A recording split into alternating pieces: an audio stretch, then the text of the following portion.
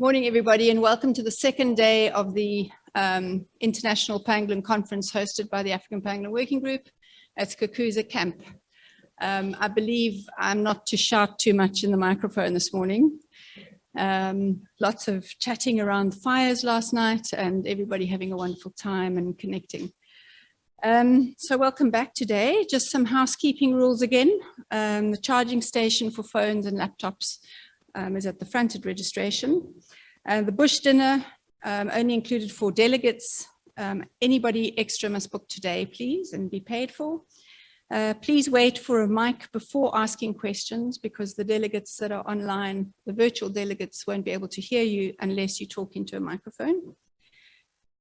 Please be conscious of the camera and of the cables, so don't fall over and break yourself.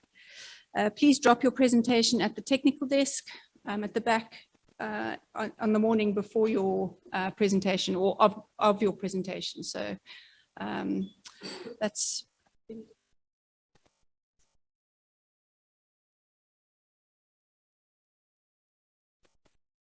Sorry, just needed to see what I had to announce. So those are housekeeping rules. If anybody's got anything they need to ask, please just come up. And we're going to start with our first presentation today, Do Malaysians Care?, which is a survey of the Malaysian public towards Sunda Pangolin. And I'm happy to announce our friend, Julian Chong.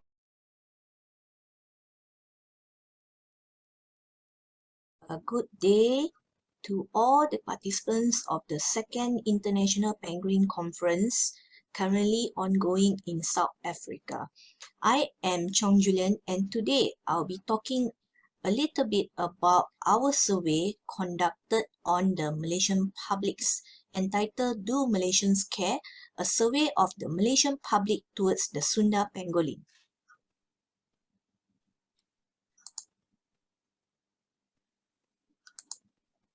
So, as we know, all 8 pangolin species are currently in danger of going extinct due to the massive demand for their products, namely their scales, their meat, for coming across from many countries and their range states.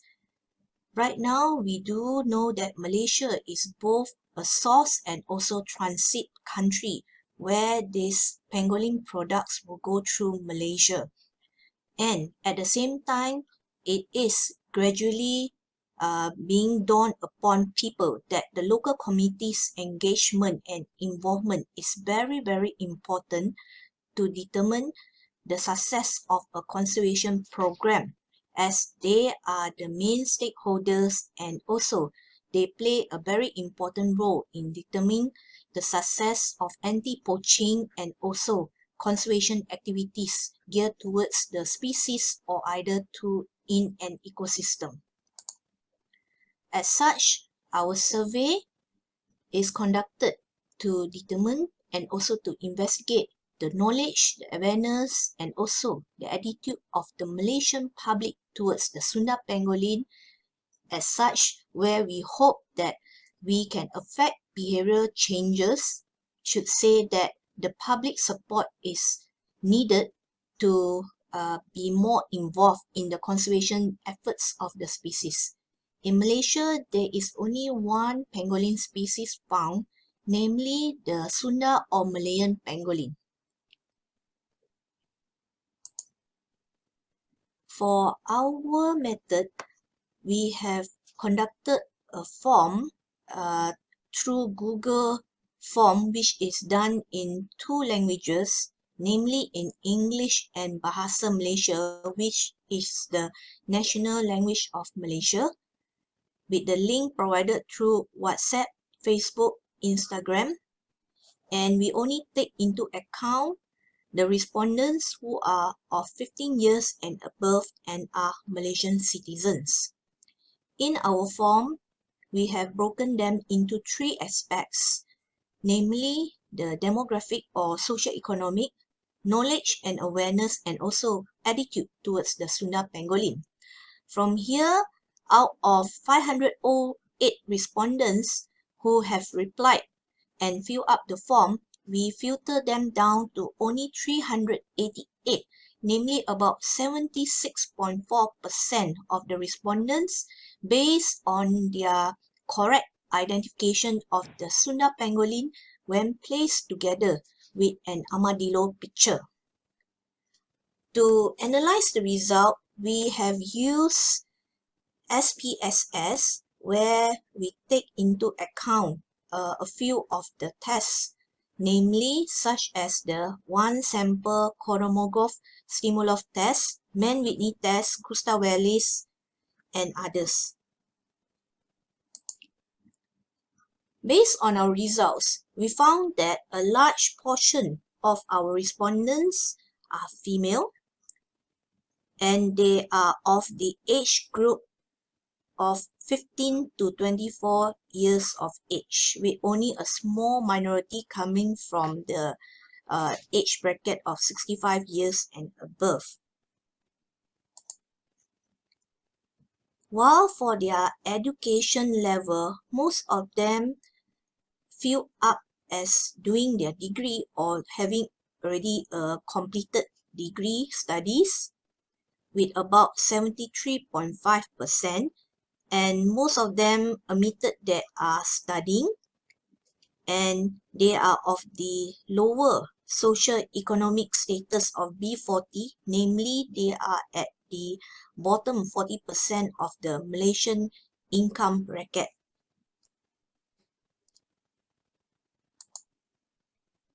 While for the race breakdown, most of our respondents are Malay, which is of the main ethnic found in Malaysia, and most of them are single, with just a small portion who are married, divorced, or widow. And for this survey, we managed to get all respondents coming from all the different states of Malaysia, with the most respondents coming from one of the most densely populated states in Malaysia, namely Selangor, which consists about 22.2% of our respondents, followed by Federal Territory of Kuala Lumpur with 16.5%.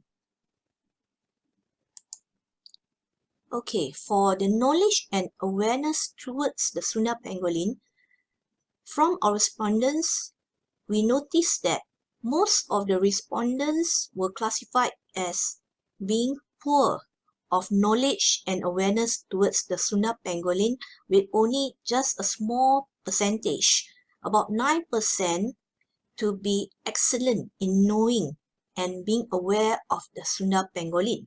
This is based on the questions and statements that we have used, as you can see over here. So for the items that were asked, we can notice that most of them were not aware of many things, namely such as what is the conservation status of the Sunda pangolin, whether it is classified under protected or either non-protected, and whether it is of threatened categories in the IUCN Red List, and etc. And also, most of them were not aware of what are the specific laws which are protecting the Sunda pangolin in Malaysia and also internationally.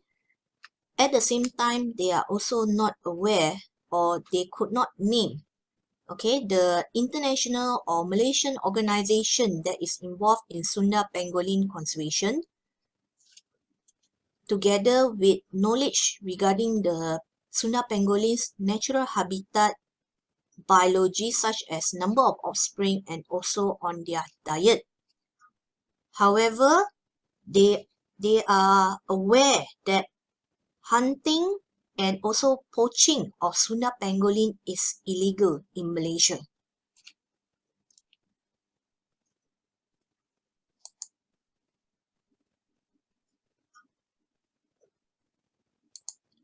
From here, When we compare the knowledge and awareness with the demographic factor, it is found that there was some statistical differences observed between the knowledge and awareness with gender, where the males had significantly higher knowledge and awareness than females.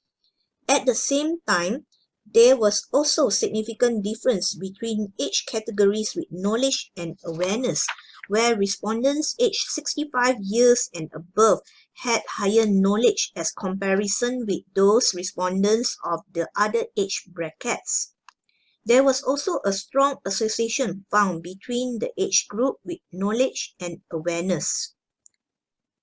For the academic attainment, we noticed that knowledge and awareness are higher for those having a PhD and also primary holders such as the degree holders.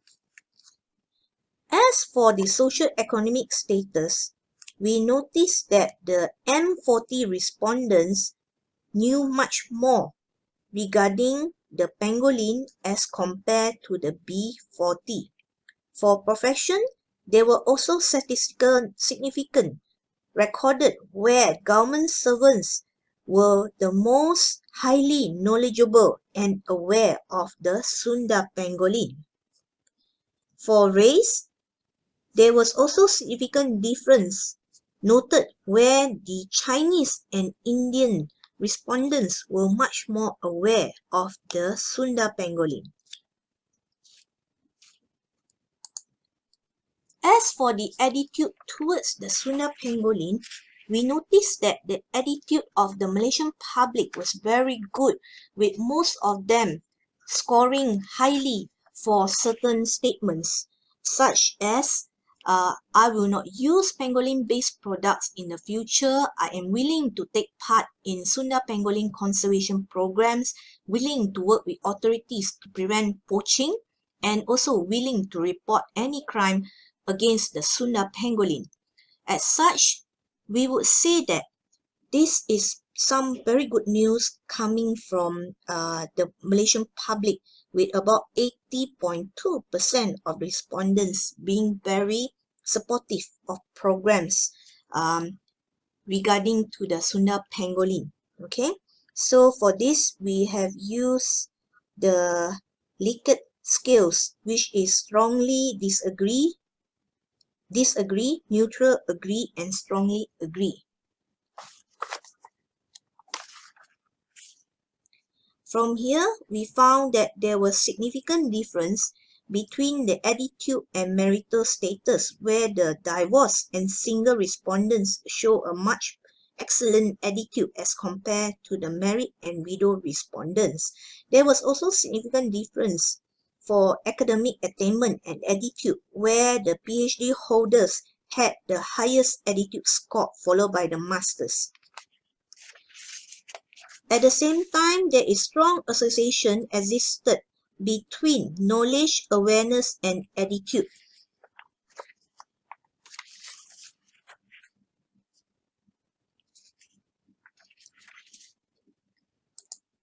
As such, over here, we can finalize our finding by saying that demographic factors do affect awareness, knowledge, and attitude of the Malaysian public towards the Sunda pangolin. As such, it is very important for us to understand that we need to have more publicity and also outreach programs conducted on the Sunda pangolin among the Malaysian public, so that we are able to affect a more positive change. So, with that, I end my presentation. I would like to acknowledge all the organizations who have helped and assisted throughout our years-long journey. If you have any questions, please feel free to contact me over here. My contacts are here. Thank you very much. Thank you very much for that interesting presentation, Chong. And I'm just wondering if there are any questions from our delegates here, or any online. Hi, good morning. I was wondering if you've had any positive outcomes or feedback from the surveys that you did. Do you do any follow-ups and have those people perhaps come forward with more reports that have led to either confiscations or removal of pangolins from those areas? Hi. I caught some of your question, but I couldn't hear. Maybe due to the internet here is not very stable. Regarding on the follow-up, currently we have not been able to do follow-up by surveying the respondents face-to-face due to lockdowns in Malaysia. So as such, we do intend to go back and have a look, because previously what we did was we will generally do an outreach program first, and we'll do a survey pre and post outreach so that we can see how effective is the outreach program. Yep, and for positive outcomes, what we realized is that the Malaysian public, although they might be poor in knowledge, but they are actually very supportive of any programs related to the Sunda pangolin. So we see this as a bright sign that maybe in case if we do need to be more aware and getting the public to be involved, then we should be trying to educate them more about our wildlife, so that they will be more appreciative, and also at the same time, they are aware of how they can help by doing their own part in protecting and also conserving our wildlife. Thank you, Chong. Yes, very, very good to know that if you're stimulating their thought process and their consciousness towards pangolin, that the public in Malaysia is willing to support your work. Very, very important. Thank you. Yeah, thank you very much. So this is just a part of a cross-section of the Malaysian public, because we did this survey in roughly 4 months. All right. Thank you. Hi, Chong. Alexis. Yes, hi. Hi. Hi. I'm just wondering what you say that Malaysia is a source country and also a transit country. So in terms of use of pangolin or its derivatives in Malaysia itself, what is the situation, the status quo? I wouldn't dare to say much on that because I do not have the official statistics. Probably we can refer to traffic, who has already got some reports out. But from our surveys and from our interviews with the locals, the pangolin is not really a favorite wildlife meat or bush meat in Malaysia. First of all, we are looking more at the use of the scales for traditional Chinese medicine and also for traditional native beliefs and also medical practices. So the meat itself is not so widely consumed in Malaysia. So as such, we do not think that there is actually a thriving local market for the products of pangolins in Malaysia. So with that, we would summarize that most of the products will actually go abroad, not so much for the local market. Right.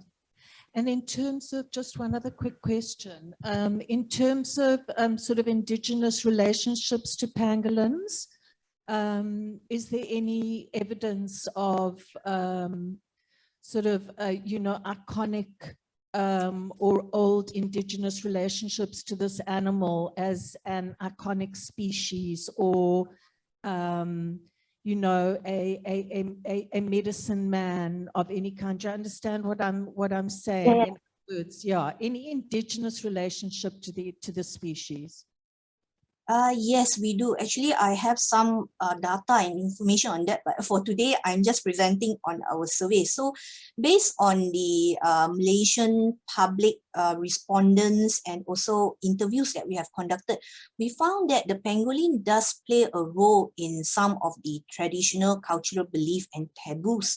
So for example, it is believed by the orang asli in certain states, they are the aboriginals in Malaysia. They believe that when they burn the dried pangolin scales, that would defer and also drive away elephants. So because there is a folklore about how the pangolin wrap itself around the elephant's trunk, and with that, the elephant died. So that was some of the belief. And also at the same time, if you are talking about some traditional belief and also medicine and also taboos.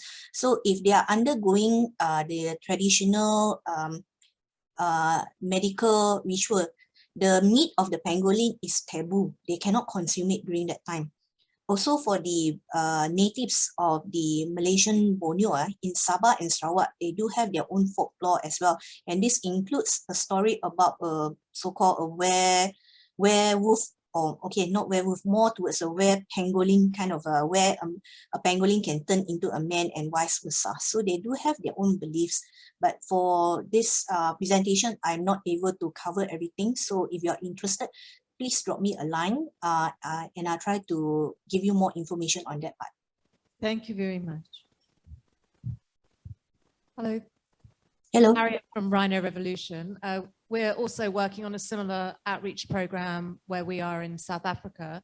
I just wanted, could you just give us a bit more information about how you prioritized which groups of people you were working with, whether you worked with young people or older people, rural communities or urban environments? Okay, previously, who yes. those questions went to?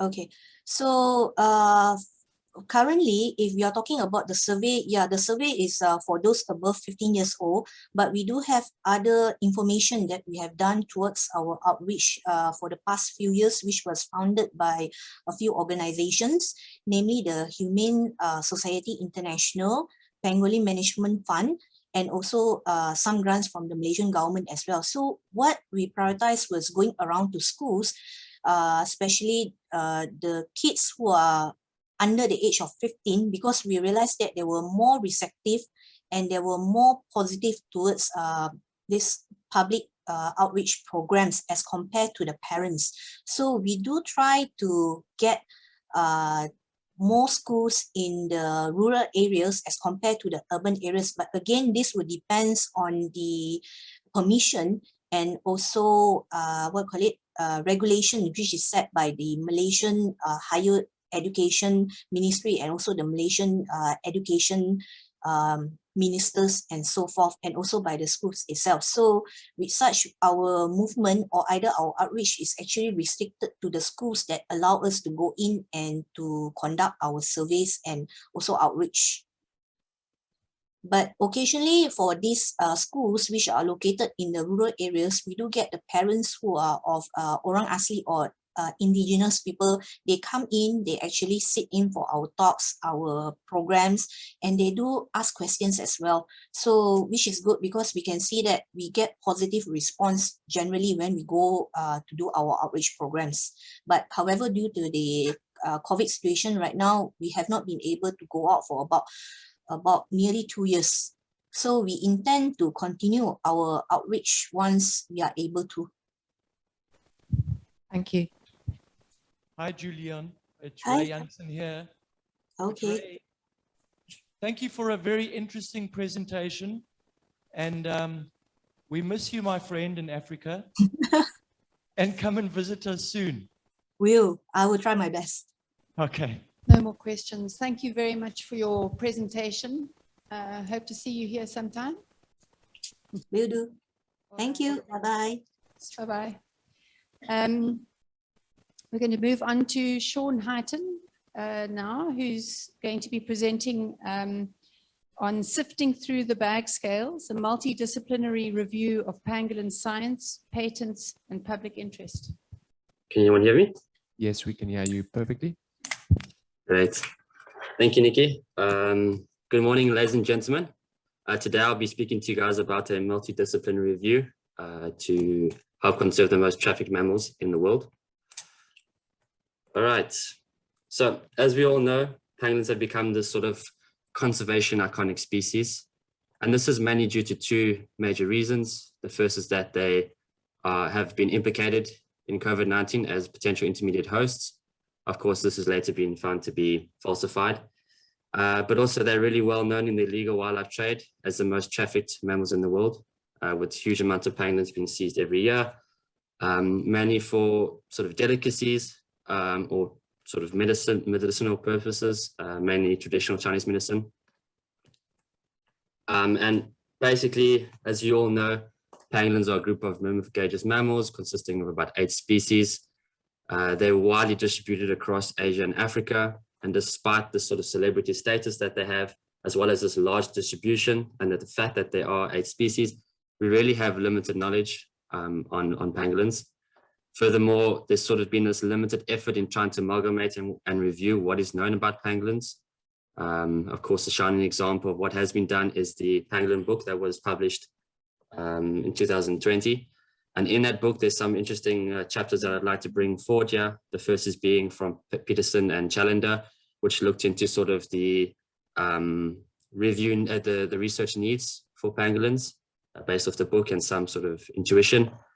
We also then had a chapter by Thompson and Fletcher, which looked into the sort of reviewing the popularization through time of pangolins. Lastly, we had an article back in 2018 by Hayton and others with data coming up to 2016 looking at the popularization of pangolins. But other than these sort of shining examples, there hasn't been much in terms of review. And of course, in order to produce these sort of holistic conservation guidelines for pangolins, we not need to only just amalgamate what we know about pangolins, but also amalgamate this information from various aspects of conservation, considering it's sort of a multilateral situation. And so we tried to do this. We developed the first multidisciplinary review to produce these sort of holistic research and conservation guidelines. We've published this data already, and I invite you to read it in terms of looking at the methodology, because I'm not going to really go into too much detail about that today. But I'm just going to quickly, briefly go over the methodology so that everyone can understand what's next. So we split this sort of data into 3 major sections. There's research section, there's the popularization section, and then there's the commercialization section. And I'm going to basically go through each section's methodology, the results, and some sort of guidelines we found from it, and then move on to the next section. So with research, we basically did this sort of systematic literature review following specific guidelines. And we extracted about 1,600 articles from 5 different research databases. These databases included things like Scopus and Web of Science, which is very sort of hard science research, to things more like humanities databases or engineering databases. We then also included a cryptic database, which is basically a database of articles that Philippe had collected over time, going to various museums and so on and so forth. And we basically amalgamated this and cleaned the data till we got about 814 publications all the way since 1865. We then split these sort of publications into 6 major domains. I'm not going to go into the domains right now, but basically the most important domain is natural sciences. And this is what we focused on in our actual publication. So in the natural sciences domain, we sort of separated articles into 9 different themes. And within those 9 different themes, there were 27 different categories. We based this off strict definitions, which were modified through sort of a blind review of about 100 articles between myself and Philippe. With these articles, we also then gave tags per article for the species that was involved in the article, the range state, the main author affiliations, and then if there was a focus or non-focus on pangolins. A non-focus being something like part of a checklist or part of some conservation argument where the pangolin is not the real part of the paper, but it's mentioned in the text. So what did we find for research? Well, it was pretty clear that there was a significant growth of publications throughout time from 1865 to 2019 for pangolins. This is basically this long line over here, this long red line. And this was much higher than what is supposed to be the modeled average publication growth for general research. So this is good news. We then saw that basically the green bars, which is the natural sciences domain, was the majority of publications, which makes sense considering these are biological specimens. And what was interesting is that we saw this sort of peak here. If you look in this section here where there's sort of this high level of purple, this is biomedical sciences. There's sort of a peak in biomedical sciences during this time. And we try to see if this correlated with what this sort of gold or yellow line is, which is the patent count, which is the amount of patents. And we didn't find any correlation between these two. And potentially this is just this patent increase is related to trade rather than sort of biomedical research. But we did find a correlation between sort of patent decrease, which is here back in 2017. And it's sort of correlated with the CITES Appendix 1 upliftment of pangolins, making patents a little bit less profitable. However, there's no real evidence to prove this yet. We also made a very confusing heat map. So I'm going to quickly explain the whole heat map here and then give some interesting details that we found. So basically, there's a heat map of article count. At the bottom here, we have our species. At the bottom left, we have the theme. And then we have the categories related to those themes. So for example, conservation is green, and then all the categories related to conservation or under conservation are also green. Then we have basically the article counts per species and sort of raw article counts as the bar plot at the top. And basically, if there's an NA, that means that there's no literature we could find related to this category under this. Under this this topic. So what we found straight away is that high count research areas require some sort of direction. There sort of seems to be biases by species as well as populations. This is something that Peterson and Challenger also mentioned in their chapter. We also see that there's sort of an inequality in conservation research effort. For example, there's a huge amount of publications related to the volume or nature of trade and poaching for pangolins, but there's really limited information on the actual implications of this trade or poaching to the actual populations or the anthropogenic effects other than trade or poaching. We also see the same thing with captive breeding and rehabilitation, where there seems to be a lot of publications of captive breeding, but very limited in sort of rehabilitation, which of course is really important considering there's a lot of live pangolins being caught in the trade. There's of course major knowledge gaps that we realized, some being education, population genetics, immunology, and people's perception and awareness of pangolins, which of course is really important, as already discussed in the previous talk. We found major species biases. If we look at the raw article count here, these three species are by far the lowest in terms of article count. And in fact, all three species have around about 41% of the categories missing articles, these NA points. And what we see is that these NA points actually are quite similar among the three major species that have reduced article count, which is quite interesting. We then considered that obviously size of distribution of each species would of course affect the amount of raw article count. The bigger distribution, the more likely there's more articles on the animal. So we took this into account and we saw that there were certain species that differed significantly from what would be expected under the fact that they have their sort of distribution.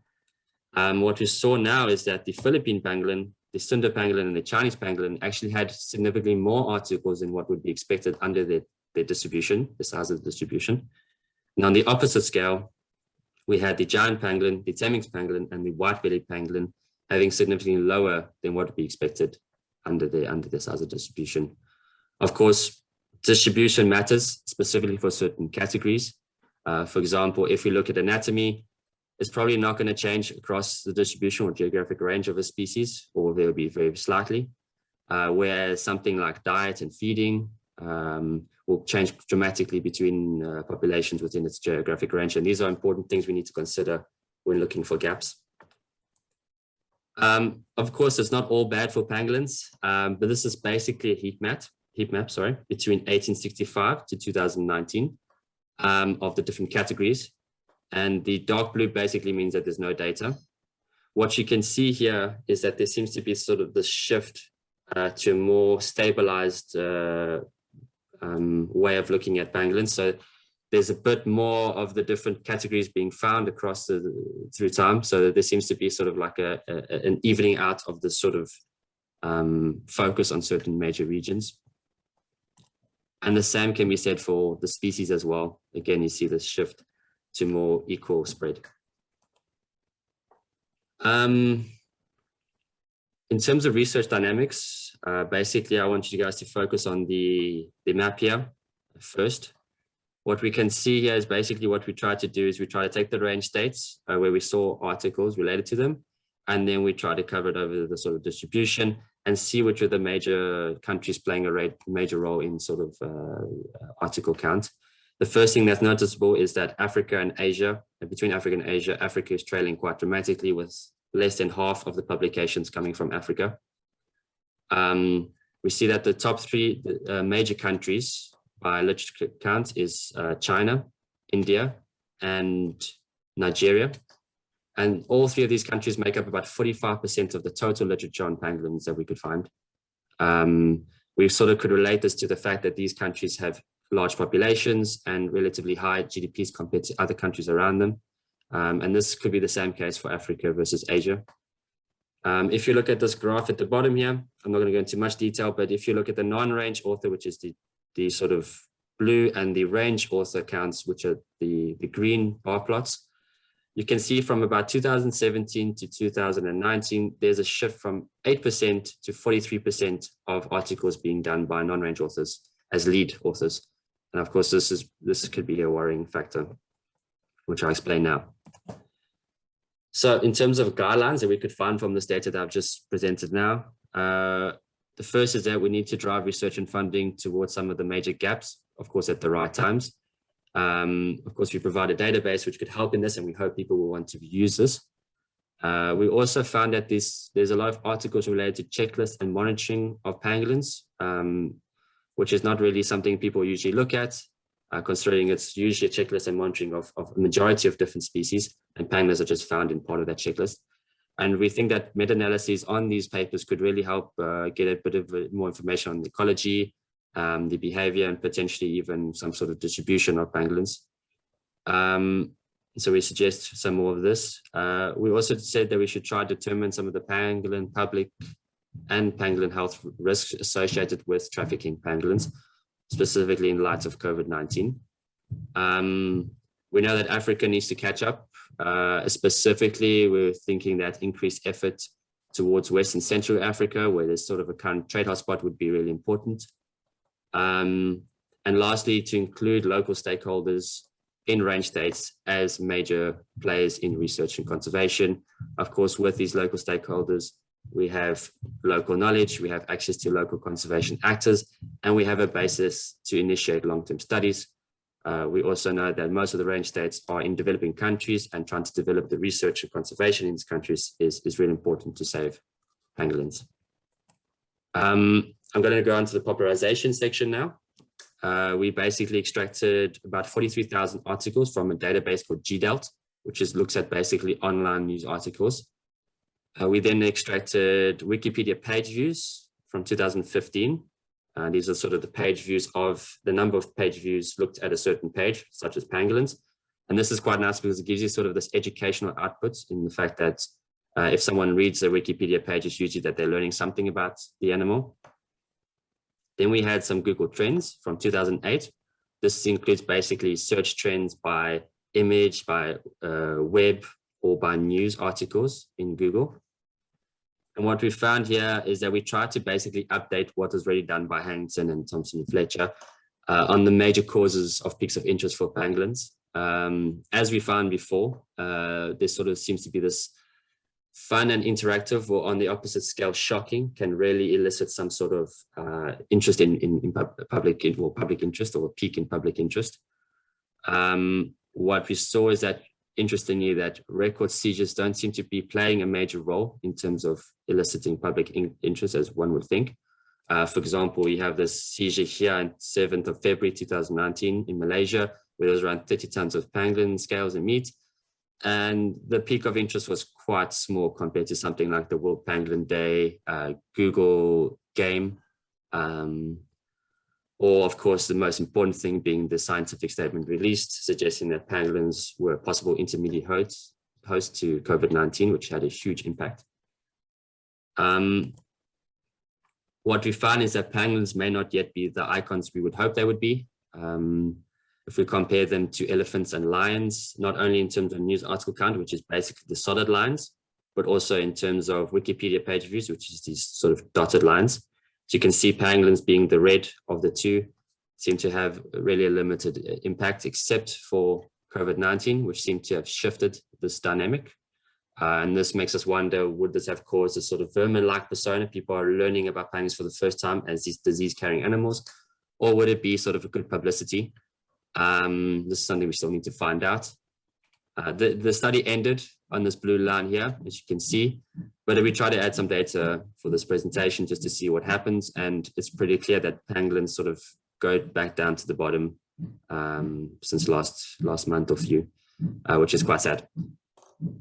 In terms of the guidelines for popularization, we suggest that we should use these peaks of interest as a guide to elicit more public awareness and behavior change. We found that sort of certain things work, so we should try use them again in order to gain some public interest. I'm not suggesting try start another COVID-19, of course. The second thing is that we should constantly monitor peaks of interest for reactive awareness raising and reduction in misinformation. Of course, another example is the COVID-19 situation. If we know that people are seeing pangolins as these disease carriers, we should then try to prevent the misinformation and try push it towards the conservation. So these are important things people should consider with popularization. Finally, commercialization through patents. We basically extracted about 5,200 registered patents on Web of Science database. All except for 2 of these patents were from the Juvent database, which is basically a manually curated database of where they give tags per sort of patent, and it gives you a good idea and sort of a good accuracy in terms of what you're looking at. What we saw with commercialization is that traditional Chinese medicine is the main contributor to patents, or seemingly is. About 96% of the patents related to natural pharmaceuticals. There was seemingly no connection between biomedical research and patents, as I showed you in the first graph I showed you. And we also looked through sort of authors, author affiliations, author names, the topics of the stuff, and we could not find sort of any correlation between research and patents. And this, of course, questions the efficacy and danger of using these medicines produced by these patents. There's actually no scientific evidence behind them. We also said that there's seemingly no connection between traditional Chinese medicine pharmacopoeia and patents. Basically, for those that don't know what TCM pharmacopoeia is, it's basically texts of traditional Chinese medicine that is guided through millennia of practices to sort of be seen as sort of a recipe book for practitioners to know what they can use scales for. For example, in TCM pharmacopoeia, scales can be used for promoting lactation or reducing swelling. But what we saw in patents is some of the patents related to curing cancer, curing AIDS, things like this. And this sort of questions this TCM industry saying that they are guided by years or millennia of practice, when this may not be the case in terms of the patents. Of course, the guidelines we found is that we just really need to learn more about patents. We really scratched the surface in terms of our analyses on patents for this publication. We need to know what's driving these patents. Are they making their way to production, or they're just being put as patents? And do they affect the legal or illegal demand for pangolins? Are they connected to trafficking, so on and so forth? We also need to identify the influence of traditional medicine industries other than traditional Chinese medicine, such as Japanese medicine and so on and so forth.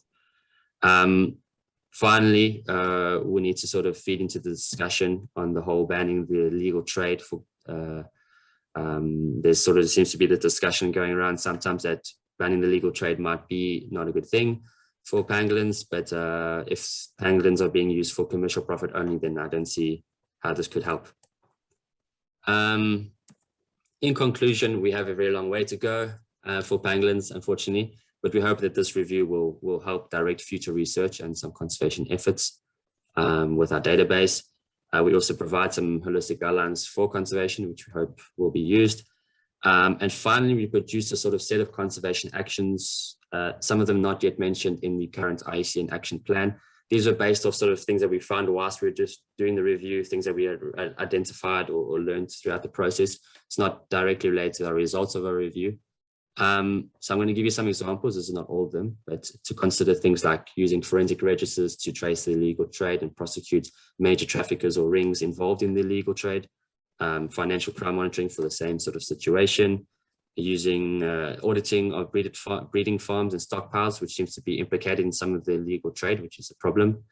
And look at sort of pan-stakeholder working groups where we can sort of generate knowledge and standard operating procedures for sort of topics or categories not really well written about in scientific literature or in literature in general. These things include rehabilitation, relocation procedures, veterinary care procedures, education, and of course, ecotourism. I'd just like to thank these people for the picture references. And I have any questions? Thank you. Morning, Sean. It's Darren Peterson. I just want to ask you, in terms of your publications, there's been a definite spike in the last decade or two on pangolin research. I just need to ask, what do you think that's correlated at all to actually the fact that publications have become online in the last decade or two and just more accessible, that you're actually just finding them easier, and that perhaps the earlier publications just aren't accessible because they're locked up in printed journals or books in libraries in obscure places? Yeah, that's a good question.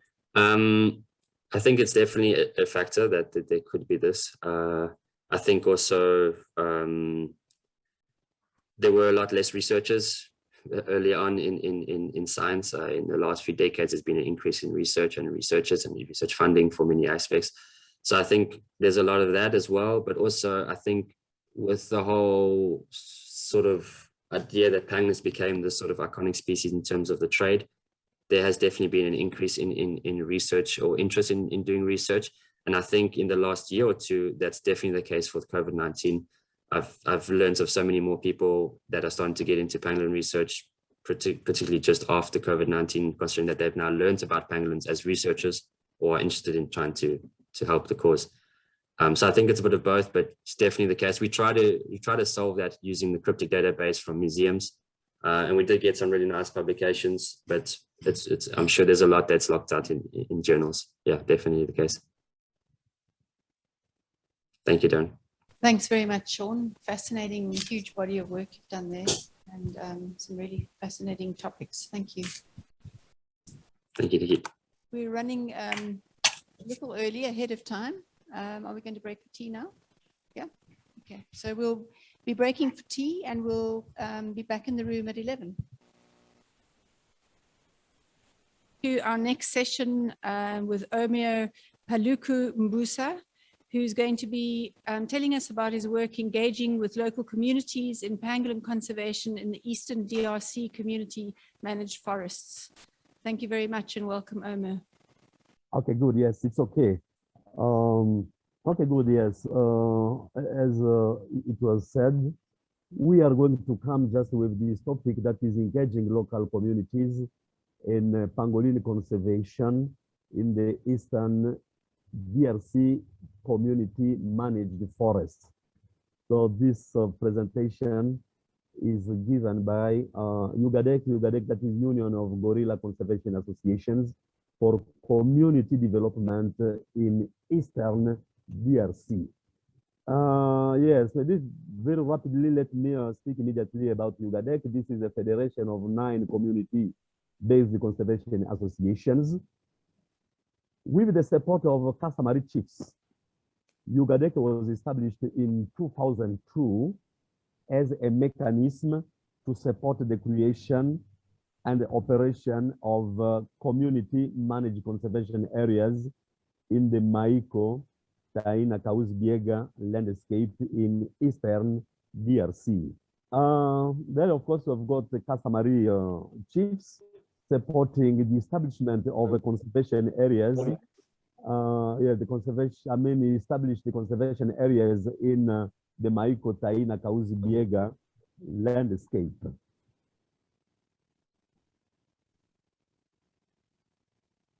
Good. The Maiko, Taina, Kausbiega landscape. Well, so this is a landscape, and for this landscape at the north, we've got the Maiko National Park.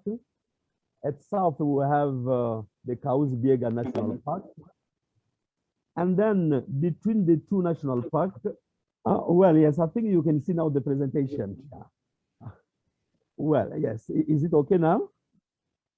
Good, yes. As I was saying, just Ugadek, that's a federation of 9 community-based conservation associations. And I said with the support of customary chiefs, Ugadek was first established in 2002 as a mechanism to support the creation and operation of community managed conservation areas in the Maiko, Taina, Kaus-Biega landscape in eastern DRC. And as you can see, these are the customary chiefs who have brought the support to Ugadek and to the communities for establishing areas, conservation areas in the Maiko, Taina, Kaus-Biega. Let's pass immediately to the Maiko, Taina, Kaus-Biega landscape. This landscape, yes, of course, it was determined by CAPE, that is the Central Africa Regional Program for Environment. And for this program, there were so many landscapes that were defined, especially in Central Africa. And one of these landscapes, that is the Maiko, Taina, Kaus-Biega landscape. And this is made of the Maiko National Park, that is probably at the north, as you can see there, that is a national park, that's Maiko National Park. And at the south, we have the Kaus-Biega National Park. And then between the two parks, where you can also see here in green, this is the area where Ugadek works. And this is the area where Ugadek has brought just support to communities to create conservation zones. And here we've got 9 conservation zones, starting here and there, and here, everywhere here, we have 9 conservation zones. And the associations that are managing these zones, these are associations that made up Ugadek as a federation, as an umbrella organization. Well, then some characteristics of Maiko, Taina, Kaus-Biega landscape are this area that is an area noted for its globally significant biodiversity. So the last remaining populations of the growers, gorilla Beringai groweri, endemic to the eastern DRC, this is where we can see them. But we can also see some other iconic and threatened species, including the Eastern African elephant, the okapi, the pangolin, and some other species. This is also, another characteristic is that is an area, it is also noted for containing some of the largest remaining blocks of intact forests in the Congo Basin. This region is also known as an area of significant poverty, where almost all its inhabitants rely on subsistence agriculture and hunting, and the collection of forest products. So this situation of poverty has been compounded by ongoing regional conflicts, resulting in a deteriorating situation for wildlife, with local communities of the region being driven to poaching of a protected species for subsistence and income generation.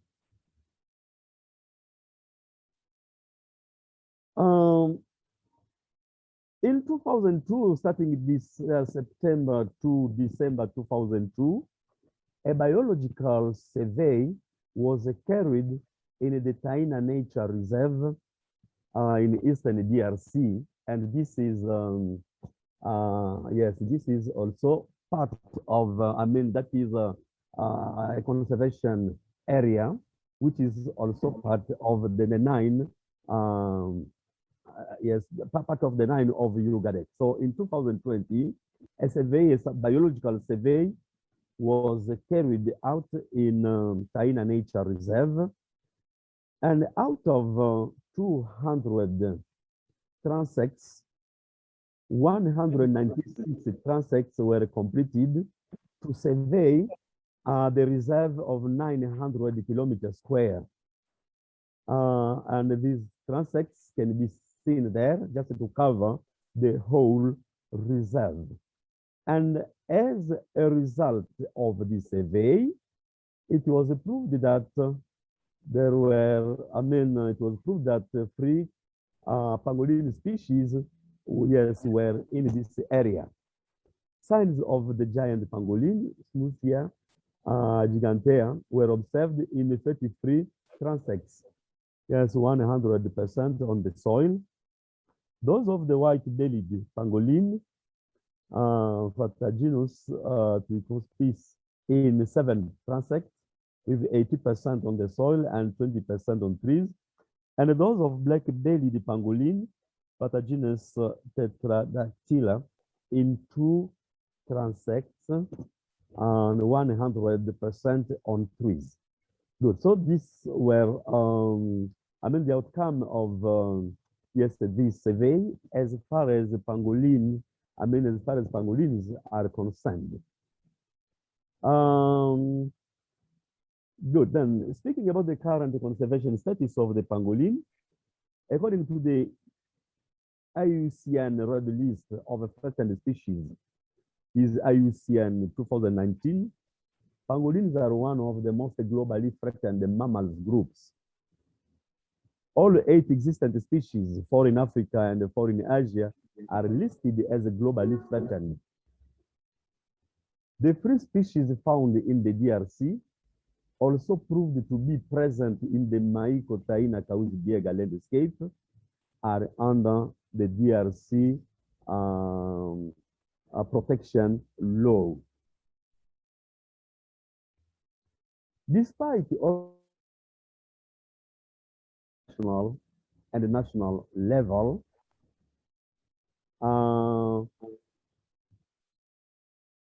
the pangolins, they are threatened by numerous human actions.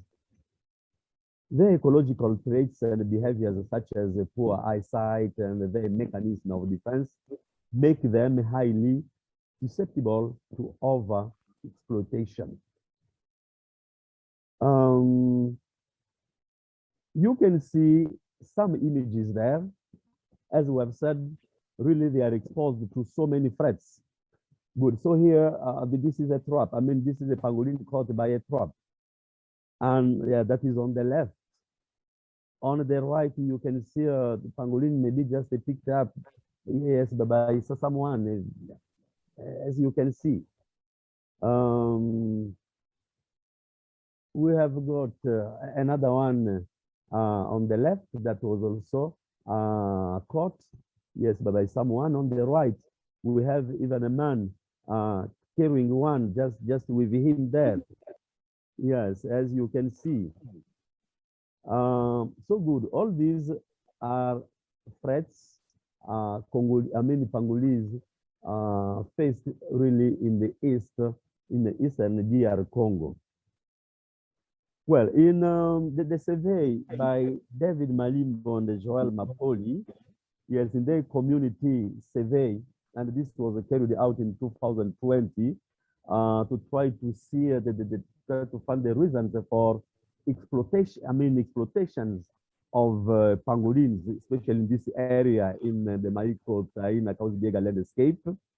They found that pangolins, the pangolin exploitation for consumption and medicinal purposes is intensive in the area.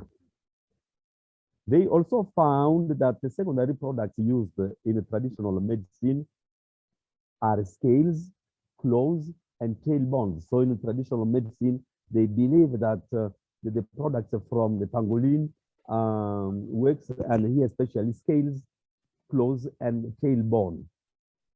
Concerning the trade in scales, around the Kahuzi-Biega, these researchers found that the applicants come mainly from the cities of Bukavu, Goma, and Kisangani, that is in the DRC, and from Burundi, Uganda, and even Tanzania. They just had to come and apply for the pangolin scales. So this is what these researchers could find in their surveys. They could also find, speaking about the price, of the scales, they found that the price for the scales per kilogram varies depending on the access to the site. If the site is easy to access, and then the price per kilogram is high. Yes, then it is high. For example, around Maiko National Park, the average price for a kilogram of scales on the National Road number 3, that is Lubutu Kisangani, so the price is US $6.18. While on the National Road 4, Kisangani Ituri, it is US $13.5. Once more, this comes from the work of Mapoli Joel and David.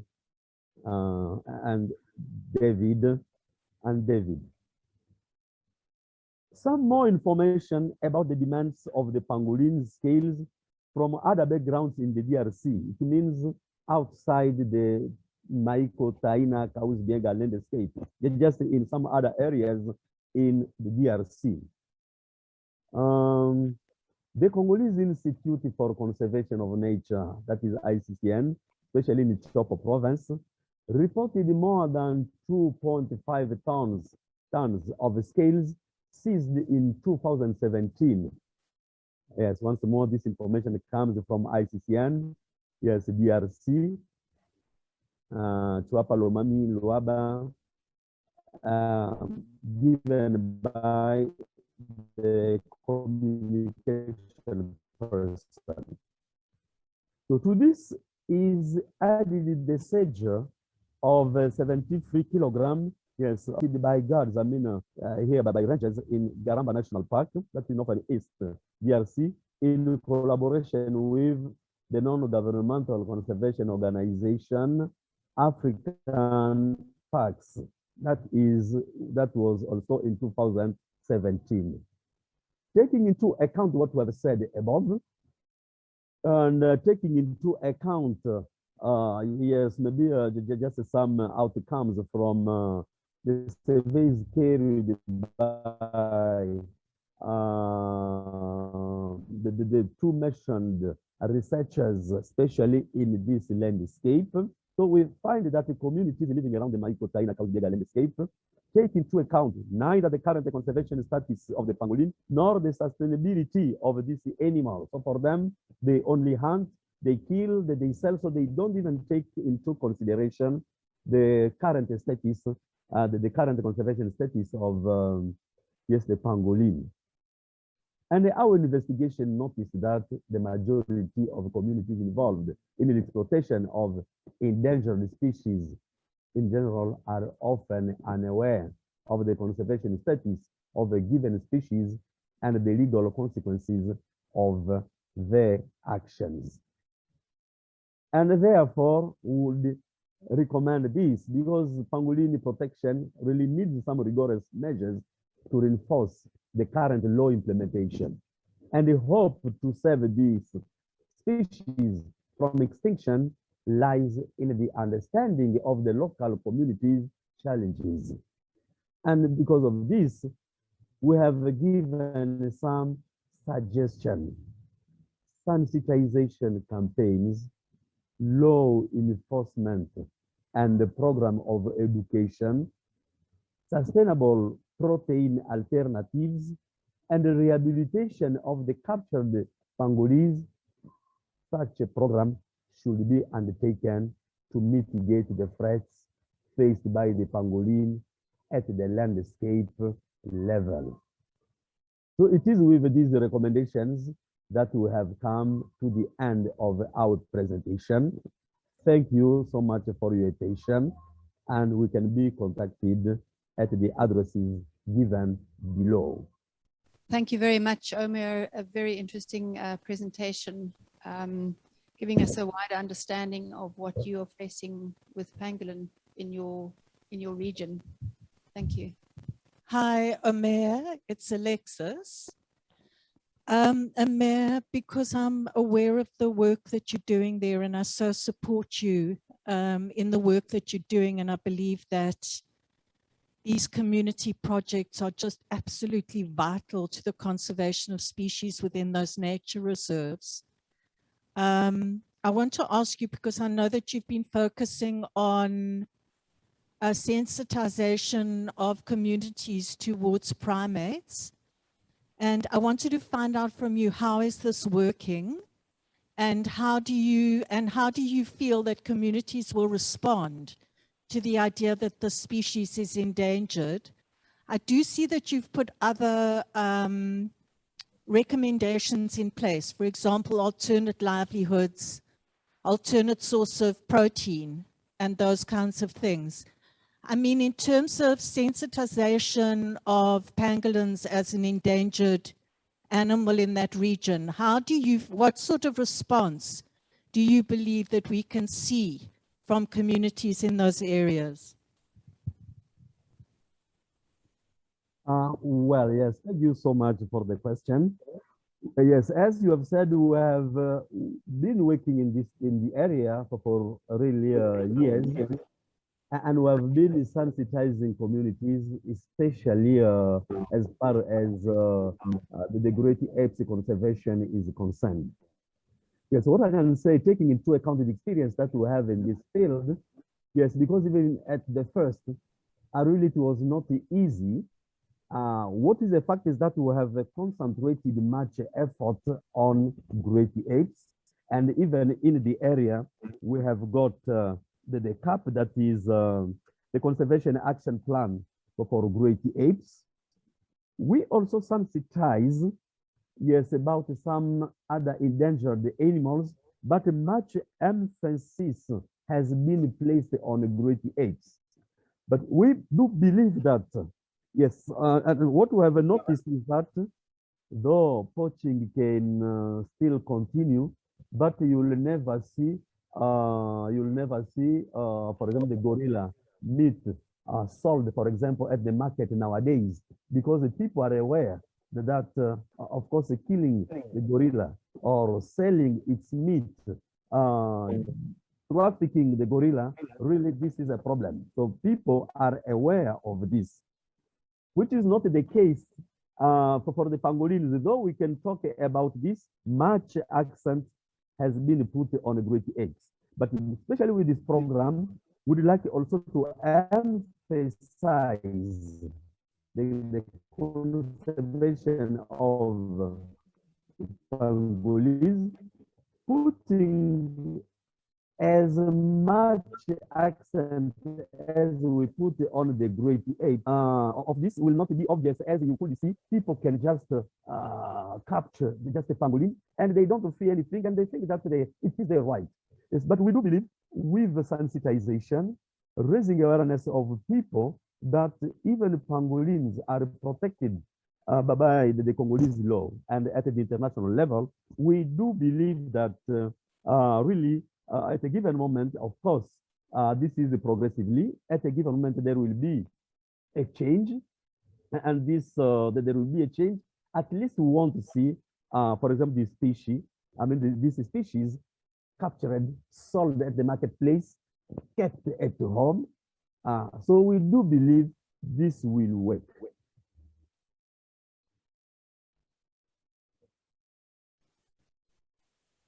And just just a question. I mean, what sort of alternate protein? You know, this is a big area and an area I'm very interested in. You know, alternate livelihoods is interesting for me. There's a lot we need to talk about, but in terms of alternate protein sources, just as an example, what would you recommend? Could you please repeat to us your question? I'm not sure. Sometimes the internet is unstable. Yes, the area, I do understand that the area is large. Then you like to know maybe what is the opportune? I don't know. Is this the question? Sorry, Omer. I'm just asking in terms of alternate sources of protein, given that people depend on bushmeat for food, if you were to recommend an alternate source of protein, what do you think could be easily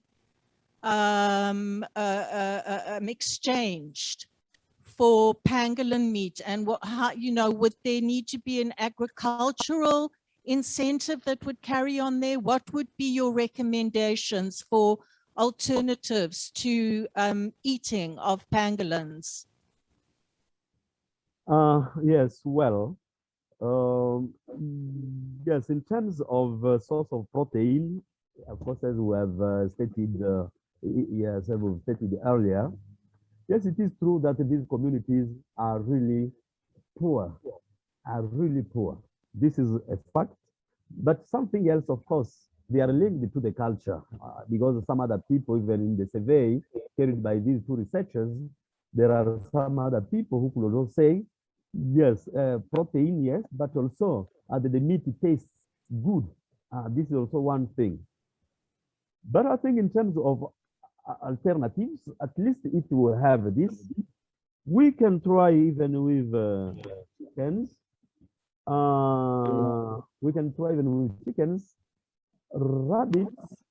Yes, even rabbits, it can work. What we know is that in the former time, even in this area, people were not used to rabbit meat. But at a given moment, with some techniques, maybe to fry it and to cook it, and to try to cook it even like bush meat. So some people have now got a great interest in, yes, even in rabbit. And we do believe even with these alternatives, I mean, chickens, rabbits, yeah, I do believe that this can even work as a source of protein alternative. Perfect, thank you. We have a question from Sean. Sean, if you could just unmute yourself, please, and pose your question. Thank you. Thank you, Omer. It was a really interesting talk. Alexis kind of asked the question I was going to ask, but I have another question for you.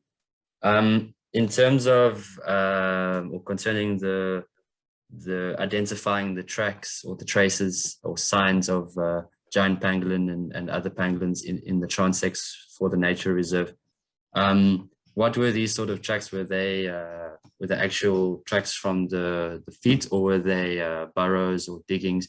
Do you kind of know what you aimed at for that?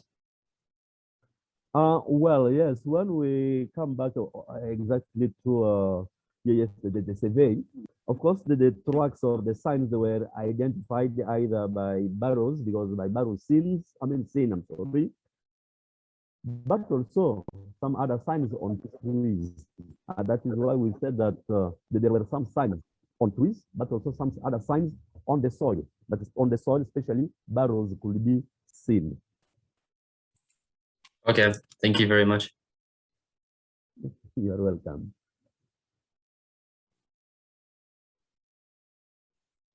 Omer, and good luck with your work in the DRC. Well, thank you so much. Thank you for joining us. Okay. Okay, we've had a bit of a reshuffle, and we're presenting Dr. Corinne Lourens now with her presentation, which is the reference intervals for selected haematological and clinical biochemistry measurands in Temminck's pangolin. Great. Hi, everyone. I'm Dr. Kay from the Joburg Wildlife Veterinary Hospital. Nicci and I own the hospital. She does the rehab bit and I do the vet bit. The talk today, I changed my talk slightly because of, I don't think I have as many vets in the audience as I would have thought. So I've made it more of a practical thing, and I'm trying to be not as technical as it can be. So it's big words, reference intervals for selected hematological and clinical biochemistry measurands in Temminck's pangolin. Yes, measurand is a word. Basically what it means is I've looked at finding normal values for blood values in pangolins. So like when you take your dog, your cat to the vet, and they draw blood, they stick it in a machine with values so they can compare it to the values on the machine to see what's wrong with your dog. Basically, that's what I did with this. First question should be is why? for me, research has to have meaning. You know, I don't just do research because it's there. For me, the biggest reason was I had my first pangolin put into my arms in 2017. And like all of us who worked with pangolins, you stand with it and it's like, what now? Somebody comes like Ray or his team come and give it to me and treat, you know, what now? Where do you put a drip? What is it? Is it a dog? Is it like a cat? So that is where these questions started to come up. There was very little to no data available. Most of the research has been done on Asian pangolins because the trade was more first in their pangolins. So they sort of started seeing them coming into rehab centers and developing their own treatment things. And eventually now when it came to Africa, we were a bit behind because most vets have never seen one, never mind heard of a pangolin. And it's not a common animal we see or treat. So we had no tools to treat these animals.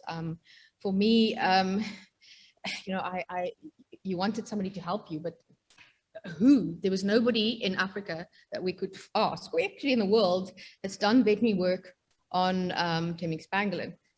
So the pangolins coming into our hospital are compromised. They're all retrieved from the illegal trade. The vast majority come from the African Pangolin Working Group and the police and people like Fani. And most are severely compromised. The pangolins in this picture, you can see the one at the top is actually not sedated. She's just ill enough not to even roll.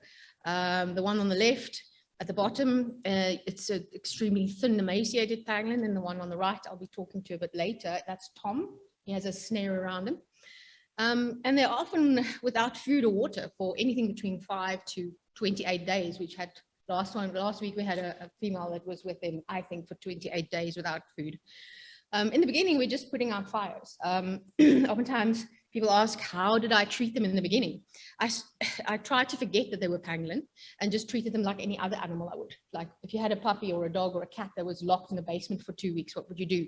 You know, you'd stabilize it first, fluids, glucose, manage infections, that type of thing, and then start worrying about feeding. But that for me was putting out fires because that old age thing of one of our lecturers used to say, you treat what you see and then you see what you're left with and you treat that. But for me, I wanted more. I didn't just want to treat the dehydration. I wanted to know with the dehydration, what else is wrong? Is there a kidney problem? Is there a liver problem? You know, it led to a very, very dark hole, a pit of endless research, you'll see. We're only sort of scratching the surface now of what they can and cannot have. So yeah, we needed more. So this is my published article. It's published in the Frontiers in Veterinary Medicine.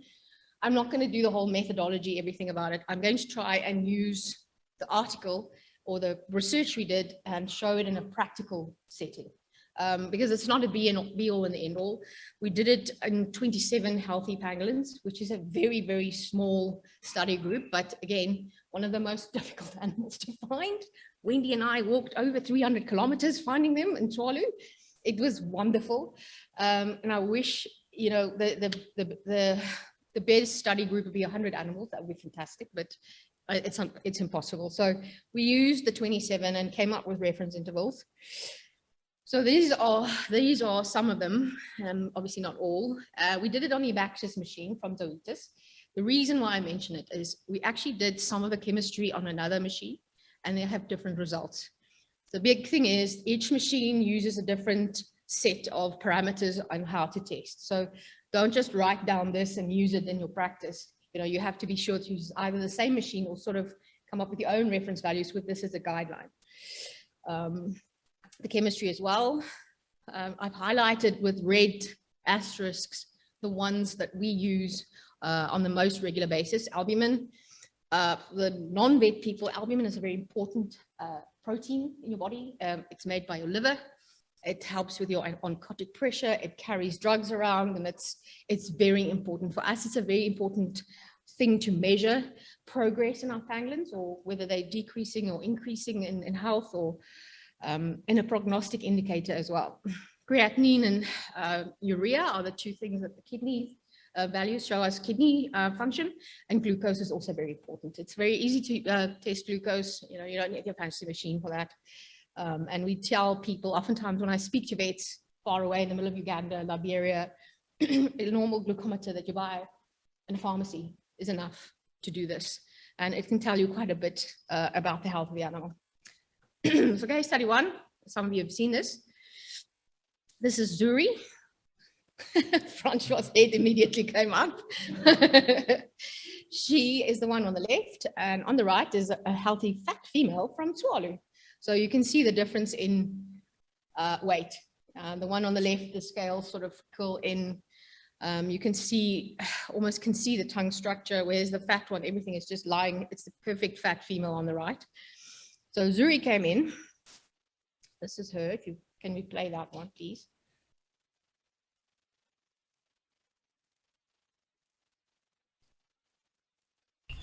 So you can see she's not too bad if you look at the picture.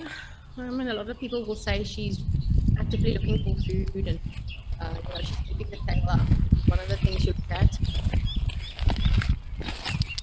and that's the old way of using it, of doing this. We used to look at the behavior, say whether they're healthy or not. Most of the people that walk pangolins will know that that's not healthy, but for the untrained eye, it looks fine. Maybe we should release it.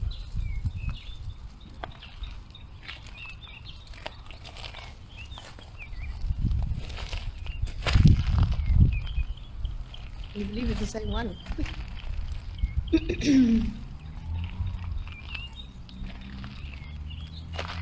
See, she's looking for food.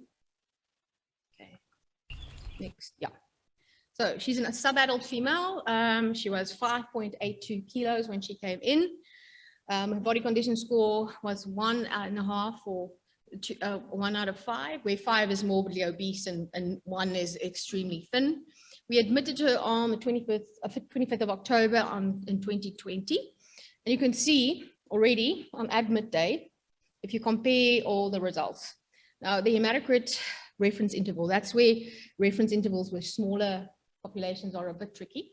The normal is 26 to 51. It's quite a wide range, but we found in the practice that anything above 30 for us is normal, and similar with the albumin.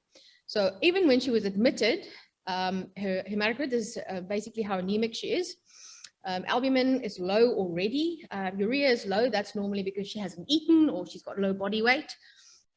Glucose was very fine. Everything else was okay. But already those 3 things are red flashes.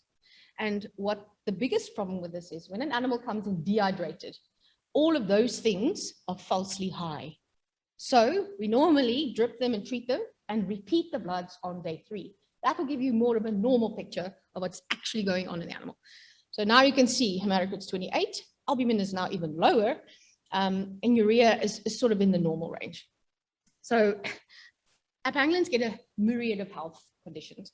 And just because they're a pangolin doesn't mean they're mystical, weird and wonderful science.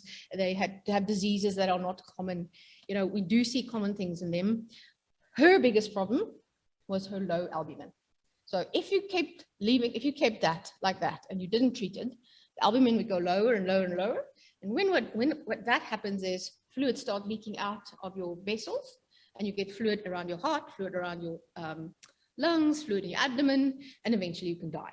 It's a life-threatening problem. If it drops below 18, it's even worse. We've had ones with 12 or 13 that didn't make it, but for me, already 22 is a warning sign. So what we did is we gave her a blood transfusion on the 29th of October. Now, normally you wouldn't give a blood transfusion for an albumin issue. You'd give fresh frozen plasma. But we don't have pangolin plasma banks available. We have dogs and cat plasma banks available. We would love to have a plasma bank available for pangolins. So the next big thing is fresh blood. So she got a blood transfusion. And then, if you can see, she was released on the 22nd of December 2020. So she stayed with us 3 months. Hematocrit is still low. Again, it's lower than what I would like it to be, but she's a young animal. Young animals often have a lower hematocrit. Albumin went up to 37 and everything is normal. And as you can see, look at her weight, 6.74. And then Francois got her. You play that. Sorry, Francois. She was special. This is Francois' footage. She chose a nice tree.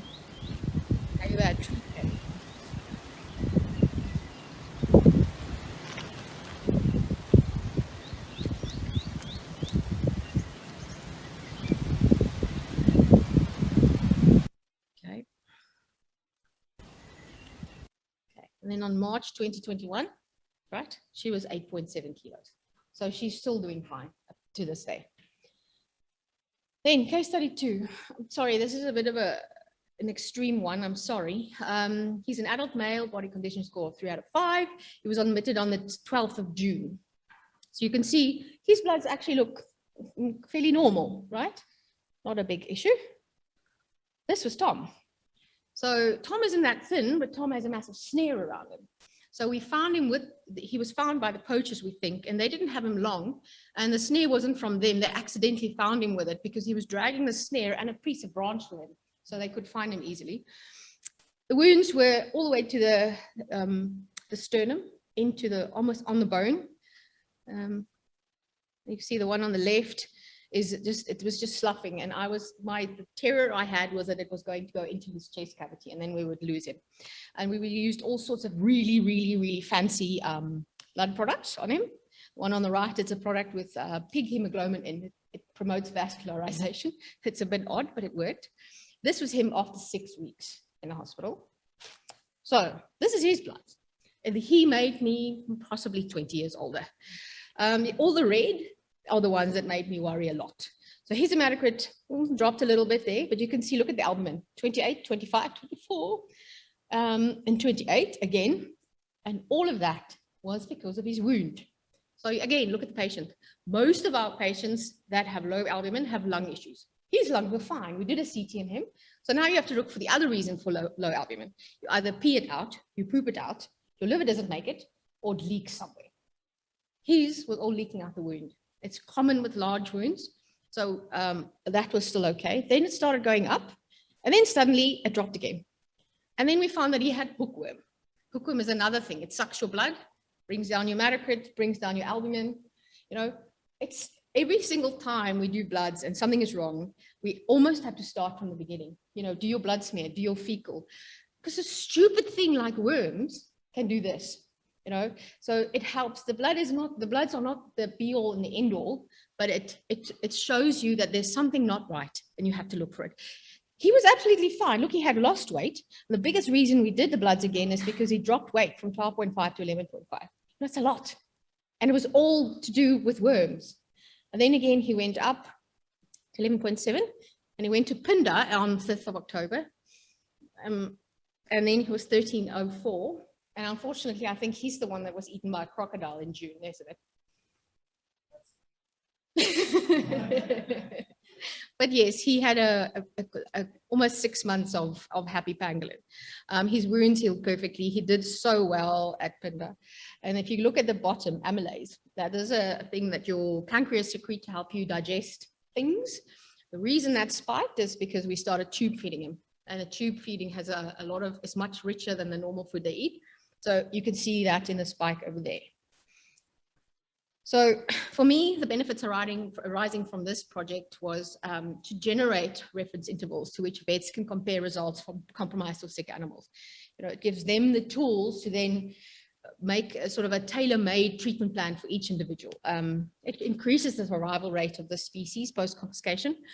And I said here, the success rate at Joburg Wildlife Vet Hospital went from 50 to 85%. And that's with the soft release process of the APWG. You know, it's a combined process. It's not just the hospital.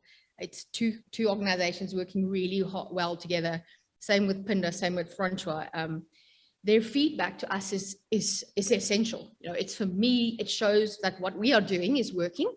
And if something is wrong, they can come back with a pangolin and we go back to the drawing board and we see what next. But yeah, 50 to 85% is quite a jump. Obviously, there's a lot of other things that go in here. We do CT scans, we do ultrasound. You know, we have all sorts of things, but the blood values for me was just the starting point. And we need so much more research. So that anybody out there who wants to do more, you know, we don't really know much about the reproduction, which I think Lourens is going to do, and Mario.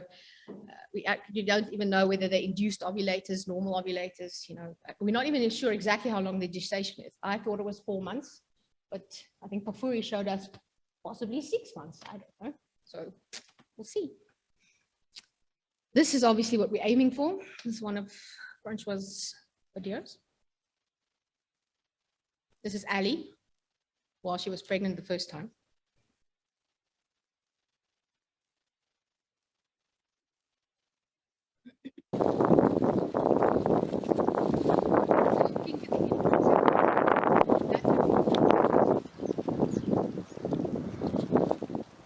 Touching with it.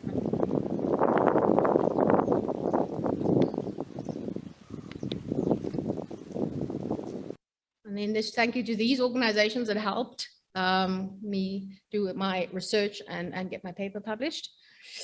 And then questions. By the way, who said their animals are the best animals in the world? I'm sorry, this one is. His name is Fat Dust. I raised him from a baby, and I'll let him fight you on who the best animal is. Thank you very much, Karen. Wonderful presentation. I am particularly interested because I want to repeat these things for the white-bellied. So I want to ask some questions that come up. First of all, the tests you did, the samples, were they from pangolins retrieved from trade? Some, 19 of them were from Tuvalu, so healthy, free-living ones.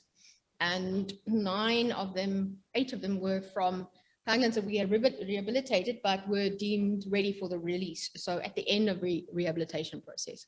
We did find some outliers in the results, but strange enough, they were all from the Tuvalu pangolins and none of the ones that came from the rehab setting. So there was nothing significantly different, okay? No. All right, then the results you got, you did using the Abaxis machine. It is almost spiritual to get your hands on one. I want to ask if in Nigeria, we do more of the manual methods. Yes. They have the automated for humans, but it can be trusted for animals. Did you try the manual method of taking these hematological values to compare with the Abaxis? Yes, what we do, you mean a blood smear?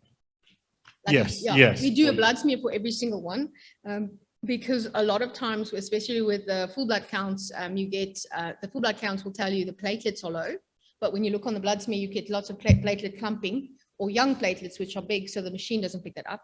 Also, most of our pangolins have either Babesia or Theileria parasites. They don't get sick from it, but it's in the blood smear. So oftentimes, well, for every single time we do a blood work, we'll do a blood smear. So the chemistry is, the full blood count is a nice machine, but it's not a have to have. For me, the chemistry is the have to have. Because you can do your blood smear and do most of your things your on counts there anyway. And everything. Yeah. Okay. Yeah. Okay. Then these, because also for the biochemistry, we have human equipment only. I'm tempted to think urea is urea, creatinine is creatinine. Did you compare with the human whatever to see? No, we used a bovine setting on the machine because of the red cell size. The red cell size of the Temminck pangolin is similar to that of a bovine. And most machines work on the size of the red cell, the chemistry, the full blood count, on the size of the red cell and how they work out how they then do the white cells and things. But what I have said to other people that can't do this, run it on the human setting anyway. You know, it doesn't matter. What matters is your next one. You know, it's a trend. So if your albumin is whatever number and it's lower or higher the next time, that is a believable thing. Even if you use the same one on a human machine, you know, you can build up your own sort of reference values for that type of machine or setting. Okay. Thank you very much. We've got a question from Sean online. Hi, Karen. Thank you for the talk. It was really interesting. I have to commend you guys for the tough work you guys do at that veterinary hospital. I have a quick question related to sort of blood transfusions. I guess there are some risks associated with sort of an immune response or sort of blood parasites could infect the pangolin. Is there a way to control for this? Are there ways you guys looking at this or? Look, they must be like any other mammal, they must have blood groups, but normally when we get to the blood transfusion part, it's so critical, we actually don't have a choice. We've not had a reaction, touch wood, so far so good. And almost all of them have blood parasites. They don't get sick from it, they just carry them. So whether you transfuse them with one, without it, it doesn't really make a difference to their health, it seems. But I would like to do blood groups at one stage, but apparently it's quite a difficult and tricky thing to do. My one supervisor almost had a heart attack when I wanted to add it to my study. So Okay. for next time. All right. Thank you. Good luck, by the way. Thank you, Karen. That was so interesting. And I can't imagine how difficult for you it must have been as a vet to even know what to do before you had any of these values. Obviously, it's so easy for dogs and cats. All the information's just there. I just have a couple of questions. I was just interested with the hematocrit, it looked like it was decreasing after they'd been admitted. Is that because of parasites? Is there a particular infection that's really common that a lot of them come in with? Or No, it's actually because they're so dehydrated, all the values are falsely high. Okay. And once they're hydrated, even it's now less, but that's the true picture actually. Right. So the albumin is falsely high, the PCV is falsely high, you hydrate them and then you get the actual picture. Yeah, and that's why it value. falls. Okay. Yeah. And when you taking the blood and trying to get an idea if they've got infections, are you able to look at the white blood cells and like? Yes, we do. Strangely enough, they rarely have infections unless they have wounds. The pneumonia we see is a sterile pneumonia. It's an immune-mediated vasculitis. That is, we only sort of discovered in the last year and a half with CT scans. You know, they look perfect, but the albumin keeps tanking. And eventually we found that it responds really well to immunosuppressive cortisone doses. But other than that, infection-wise, it's normally from a wound or under a scale. It's So really, we've seen over 160 pangolins, and I think 3 have had maybe an issue with biliary, but it's super rare. Okay. And with the pneumonia, would you see that more commonly in the ones that you think are more stressed when they come in? Is it more It's related? always from ones that were kept in the trade long, and Yeah. it's oftentimes more in older animals because they are more stressed. Yeah. Like we have one in the hospital at the moment, Leslie Deng. He's a 12-kilo pangolin. He came in, he looked strong, and then suddenly just took a turn for the worst. You know, you take his oxygen levels, it's wonderful, it's 96, and then you do a CT scan and the one whole lung is full of fluid. And then we start treating him with cortisone, he went up again, and then suddenly he took him down, and then the other lung had a problem, but now suddenly he's going back up and is sort of, touch wood, fine again. And you said, are they resistant to other tick-borne diseases? I think they're just carriers. I Okay. don't think they're resistant. I just think it's something that their body doesn't see as a pathogen, and it's not an issue. They don't Okay. have a monocytosis. They don't get anemic from it. You know, the first time I saw it, I was quite surprised that they actually had these things in their blood, because everybody, when you see biliary in a dog, you treat it. In this case, is you resist the urge to treat it. It's quite difficult. Okay. Thank you.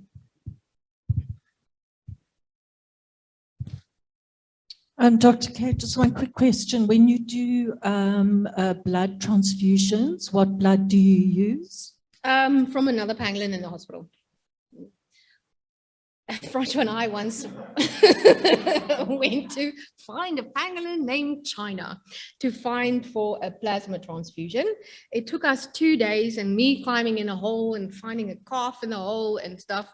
But a plasma bank would be ideal, but we try and use from another pangolin. I've once used dog blood in a very massive emergency. It worked for about 2 weeks, but what the body then does is, because it's foreign, it breaks it down much quicker. And unfortunately, we couldn't save that animal. And the blood transfusions, pangolin to pangolin, are effective? Yes. Wow. Any more questions? No. Thanks very much, Dr. Kay. And now on to Dr. Mark Afua from Nigeria, who's here in person again. Welcome, and thank you for joining us. He is going to be telling us the tale of a Nigerian pangolin, Areti. Thank you very much.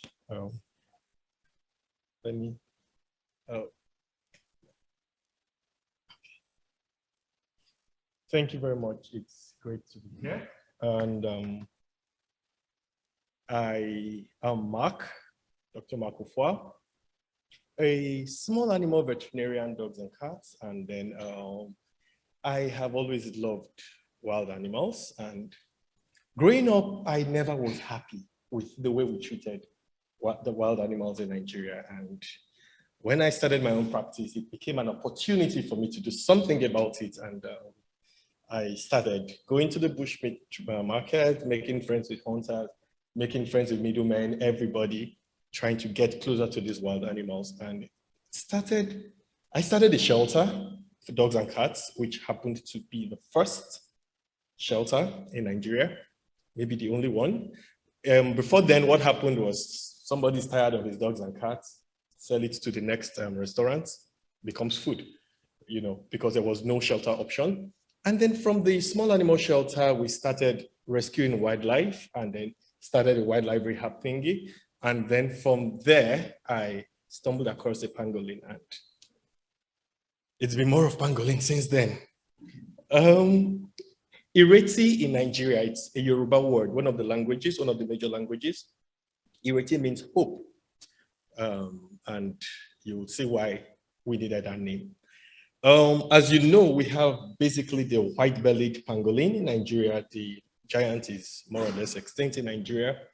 And the rates of poaching is wonderful. Prof was talking yesterday and mentioned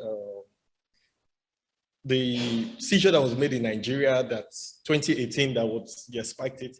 It's a very funny story that led to that spike that started from 2018. I don't think I have the time to tell it. But from then, there's been a little bit of awareness in pangolin trafficking. Before then, there was heavy pangolin trafficking, but nobody knew, in quote, what pangolins were. So it was quite accidental. The person who made the seizure said this thing must be valuable for it to have been kept in a warehouse with elephant tusk. So he didn't know what this thing was, and then took it to the warehouse. And on the way, the owner of this thing stopped him and said, look, why don't you take the ivory, give me this thing, and I'll give you 50 million naira. Immediately he heard that amount, like, no, this thing must be valuable. What is this? And then, oh, pangolin scales, and then it became a thing. So all the stories you've heard from Nigeria or about Nigeria, wildlife trafficking and all, I know they are very, very bad.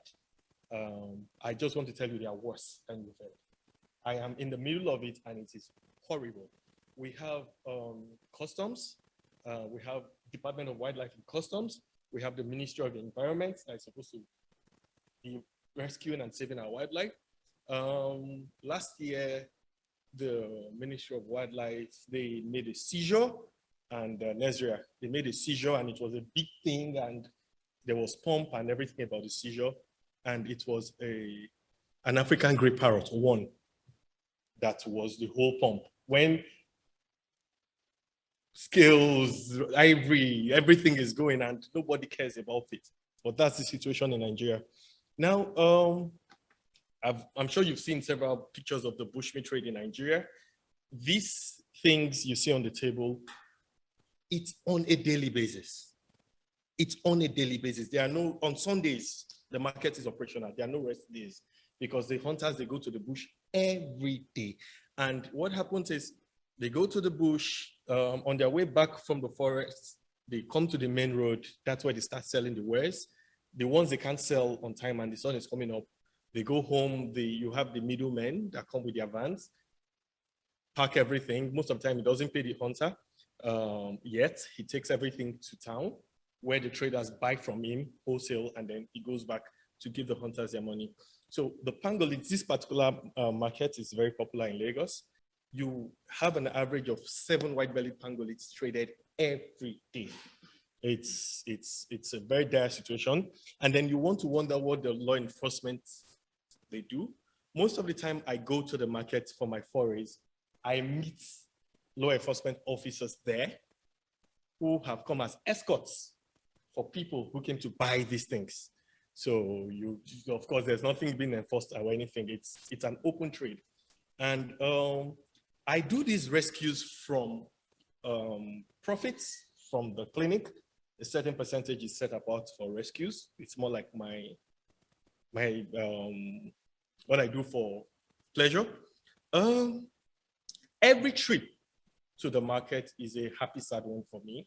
Happy if I'm able to make a rescue, always sad because of what you see in the market. You would always almost want to cry every day. It's heartbreaking. Pangolins are traded. And then something I got to notice, the babies, the young ones, hitherto was useless to them. Too small to be eaten, and the scale useless too. I said hitherto because there's a new trend now that I don't even know how we're going to begin to combat that. You see these boys that sell drugs, these locally produced drugs.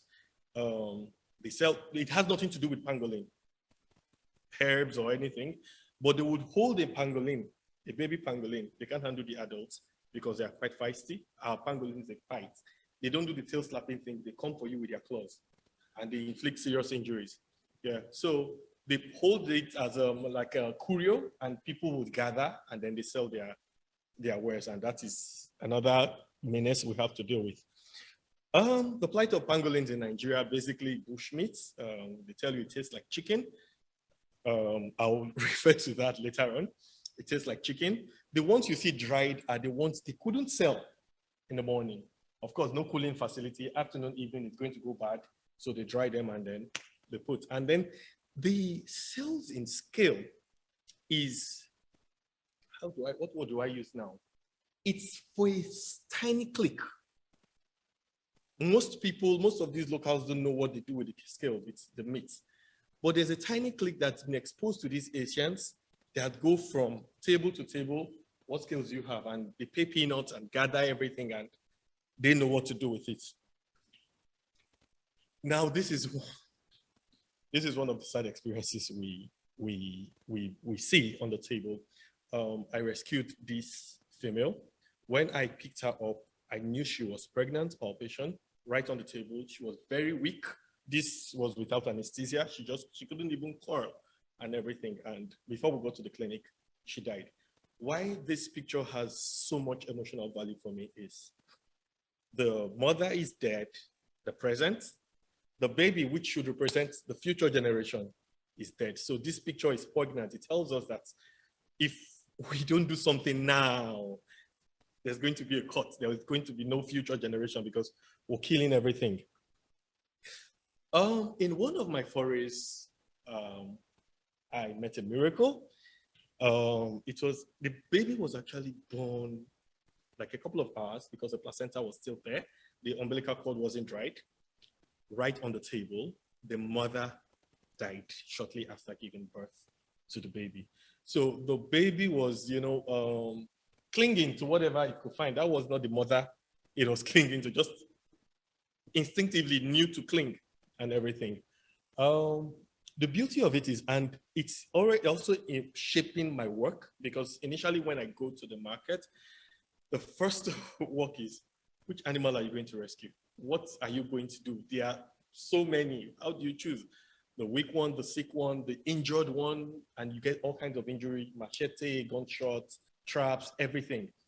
And of course, with the big one, they want to sell because they bought. They want to sell, and you don't want to buy, and then you start haggling and talking and preaching. They know me as the madman. They see me when that bad guy has come again. They tolerate my presence because I try to give value to them. I try to help their kids. They see me as a friend, so they welcome, they tolerate me, not welcome, and all that. But these babies are more or less a nuisance. They get them and they just chuck them out. Nobody buys them. They don't even want the babies close to the mother because it reduces the value of the mother. People will be less willing to buy a pangolin that just gave birth, so they chuck them out. So I instinctively tuned my focus to the babies, and that's it. It was a very traumatic experience learning to keep these babies. Unlike every other animals I know, they have their peculiarities. A white-bellied, I don't know about the Temminck, but a white-bellied pangolin baby can eat itself to death. Suckle, hungrily, suckle, and stop suckling because it's dead. So you have to know the volume to feed, not to get into trouble. But you see these things suckling so hungrily, you're tempted to just continue feeding, but you had better stop because it's going to conk out. And for the next 3 days, I won't be able to eat. So it's been a learning experience. And Karen and Nicci, thank you very much. They are my guardian angels, and they look like angels. And they've been, they've been teaching me along the way. So this is Iriti. We called her Iriti because she is my symbol of hope. I actually raised one successfully before Iriti. That was Juba, but Juba was lots of trial and error. Iriti, I raised from a place of little bit of knowledge, so I was a bit more confident. I had more hope, and we hand raised her on formula, and then she had her toys. These guys are really, really like kids or like puppies. She had her toys and all that. We take her foraging, and yes, after Iriti, we got other babies that we were raising. The one on my shoulder is Neil. Neil is a gangster. Currently, we have 5 pangolin pups that we're raising, 4 males and a female, and Neil is one of them. Neil would not tolerate any other pangolin from when he was a baby. He fights every other pangolin, and he likes humans. You drop them to play, the others will go into the playpen to play. Neil will come straight out for the nearest human, and I don't know what he looks for. He likes digging the head. I don't know. Maybe he wants to see my brains. Yes, and this is Iriti. Part of what I learned along the way is when they get to about 5 months, 4 or 5 months, we need to teach them to pangolin. These guys, they get so spoiled like puppies. If you enter the room, they know it's feeding time. They start scratching the net and like, yes, where's the food? Where's the food? And when you bring the bottle, they sit like a puppy and food, so you have to take the bottle to them and all that. Neil will play with his bottle, practically play with the bottle, the maple, and then he'll be turning his head around and playing. When he's very hungry, he'll eat. But so at a point we had to teach them to pang. We take them to this little playpen, and they instinctively learn to dig, to start foraging, to pick. We get ants to them, and then we also take them to the forest to learn to pang and all that. So Iriti learned to forage. Can you play the video, please? Oh, well, so we teach them to forage, and Juba had one experience. I took Juba to the ant hill, and he instinctively dug into the ant hill and started tearing and was picking at the grubs and all that. And then the ants came out to wage war, and Juba felt war for the first time, and he ran away. And from that day, he wouldn't have anything to do with anthills. He never reconciled to anthill. Dropping close to the anthill, he's taking the opposite direction. He ran away from it. But the others, they learn that, oh, the food fights back, and they learn to forage. So the work we do is we introduce them to feeding. It's we do it in steps. At 4 or 5 months, feeding is not serious. It's more of play. But from 6 or 7 months of age, we let them feed before we do the bottle feeding. We let them forage, we weigh, and then we bottle feed to make up for what they should have eaten. So that's what we do. Then by 8 or 9 months, they should begin to know how to feed properly. We run into another problem along the way. When it's time to release, or even the ones that we have rehabbed in the hospital, the adults we have rehabbed in the hospital, we just take to this protected park. And the parks owned by the government, they are not parks, they are hunting concentration. That's what I see them to be, where animals are concentrated for hunters to get at them. So I don't have anything to do with them. I do with private parks that I know are protected. Now we release to the private parks, and yay, we did a release. But there is no way to monitor or to even try to see how they are doing. And last conference I came with, I saw that, yes, I was doing a whole lot of rubbish because there's no way to monitor. So I came up with this idea to, I never knew what a pangolin looked like, or I don't know. I just came up with this idea to do something. I don't know if you can try to see if the video will play. I tried to build a rehab center. I got permission from the owner of the park. They gave me a piece of land. I think it's about 9,000 square feet. I made the fencing about 33 feet high. And then the last bit of fence, like 8 feet was clean sheet metal so that they won't be able to get footing, hopefully. So what we now do is it acts like our soft release site where we take these animals to and release. And it's worked for us because we go in there and we're able to see these animals. We go in there, we're able to interact with them. It's a bit of searching because it's forest that we just fenced around. So you have trees and anthills and everything inside of it. So we go there, we see these animals, we interact with these animals. And we opened it early this year, yes, in January this year, and it's been functional. And it has served us. If these videos can't play, I will be devastated. Did you try playing it? And it's not playing too. Okay. We are not we're not restricted to pangolins alone. We do everything that we can, and that's a baby antelope. I got to learn, sadly, the adults, they don't survive, and I got to know the reason in January. Yeah, I'm Craig. Yeah, they develop this heart condition and they don't survive. But we do our best to do what we can do. This was a couple of months ago. This was when we had 5 babies to raise. It was hell. Like, who was asking for more pangolins yesterday? It was hell. It's like this. Each baby takes about 40 minutes to feed. And so 40 minutes times 5 of them, and they feed 3 times a day. So when you're done, when you're just rounding up with the 5th one, it's time for lunch for the first one. And when you're rounding up with the 5th one's lunch, it's time for dinner for the first one. So it was hell, and I made a cry for help. And Maria Dickman, the lady in the middle, she came around and she helped us. It was a learning point too for both parties. It was really, really beautiful. She helped us. All 5 are doing currently. The biggest one, the one on my chest, we call her little pig. She eats, she just goes. You have to stop her from feeding. The bottle is empty and she's still suckling, so she's very fat now. She weighs about 1.2 kg. The adult female is about 1.8. Rarely they go beyond 2 kg. It's the males that go beyond 2 kg. And little pig is already 1.2. So she's adulting, still taking milk. I feel very sorry for her when we release her because she would have to lose all the baby fat. Now, hitherto, it's been a tale of war, and my work, even as consuming as my work is, I know it's just but a tiny scratch on the surface, because for every one I rescue, there are tens of hundreds of others, because that is just one. If one bushmeat market has 7 traded daily, multiply it by the number of bushmeat markets we have and those people on the road and everything, I'm telling you, we have hundreds traded daily in Nigeria.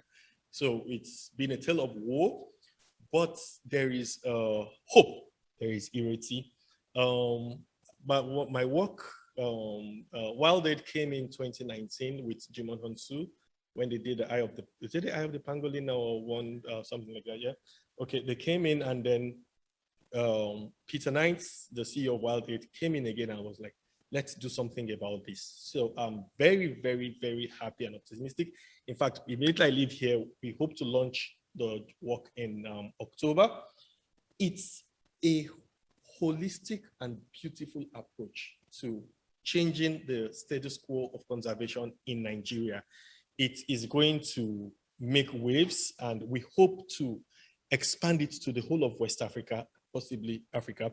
We are bringing all the key factors to play. There is a topic that annoys me every time it's raised when it comes to conservation in Nigeria: poverty. It is not poverty. It has nothing to do with poverty. But even at that, we are still addressing it. I think a question was raised earlier today: alternate meat source. Yes, it's one of what we're working on. There's a scientist in Nigeria, a veterinarian, that has worked on the local chicken, crossed the local chicken with the agric chicken, and called it the Noila, N for Nigeria, instead of broiler. Now, the Noila chicken grows bigger than even the broiler. 4.5 to 7 kg chicken. It has exact look, texture, taste as the local chicken. So it's gamey and it has lots of flavor. It's resistant to disease. And it's the project, what we're working on now is we're not even focusing on the big poultry farmers. Those guys, they have money already. We're focusing on the rural people, the villages where this bushmeat comes from. That's where we want to flood with the noila. So it becomes, and they are better egg producers too. So we want it to be like an alternate source of meat for the rural people, so that and then we're targeting their wives. Women are better with managing money and everything than men. So we want each household, we're targeting for now, we're starting with the hunters and then the traders, to start raising these noilas in their homes. And then automatically there is an alternate source of meat. So you want to go to the bush less if you wanted meat and all that. So that's one focus we're working on. And then we're also working with the government in enforcing these laws. We're working with the customs, we're working with the police, we're working with Nigeria in enforcing these laws. We're also working with the media. We're getting popular people, people, social media drivers, to partner with us and drive this message. So we're coming from all angles. There's nowhere for you to turn. If you say, oh, this is my source of livelihood, where can I turn to? There's noila for you to go to. And then we're introducing these noilas into all the bushmeat markets. So there's crocodile, there's monkey, there's alligator, there's noila. And then the day you come to the market, the government has taken away these other ones, you're going to take noila. And then we did a survey amongst them. Yes, they like the local chicken. They see it as an alternative to game, but it is not readily available. And then it's usually very stringy and gamey. Those are questions that Noila has handled. So we hope that with this, it is my hope and my dream that by this time next year, we should have gone in leaps and bounds in Nigeria in reversing the trend for wildlife trade. It's what's clapping.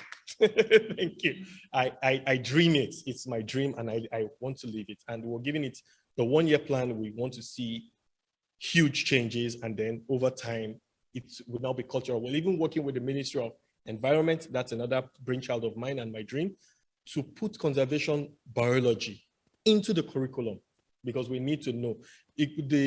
Some lectures, presentations that were done earlier, the level of unawareness is alarming.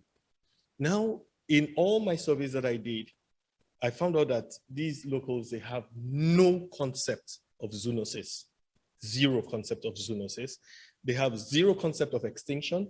The animals are put in the forest by God, and God does the replacements. If they are getting less, God does more. I'm like, but okay, but we don't get these animals like we used to say, they've gone further into the bush, so you just have to go further to get them, and that's it. So with these things introduced into the school curriculum, we hope that the next generation will be able to get it better than the current one. Now, there is always hope for that one pangolin that is rescued. This is the only thing that carries me, that gets me on. The work can get very, very tiring, especially when you lose a pangolin. The pangolins, they are very, very unpredictable, like Karen said. You could have a pangolin, you rehabilitate, it's healthy, it's beginning to feed. I had one that was so weak, it could not even cur, and then we rehabilitated, treated, I just stopped carrying a lot, and it was beginning to feed and all that.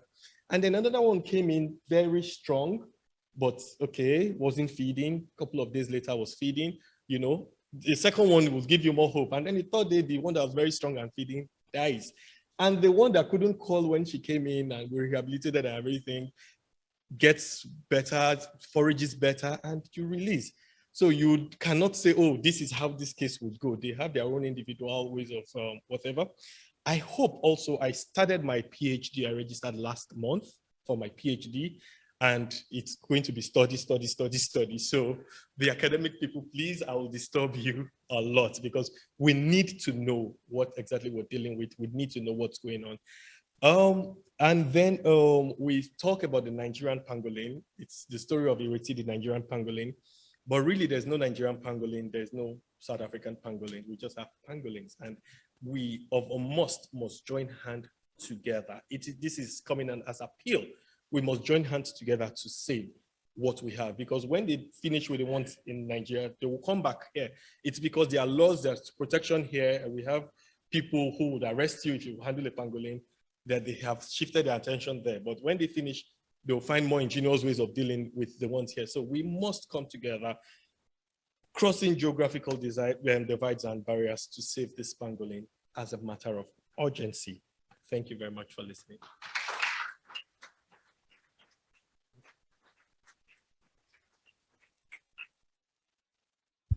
Questions?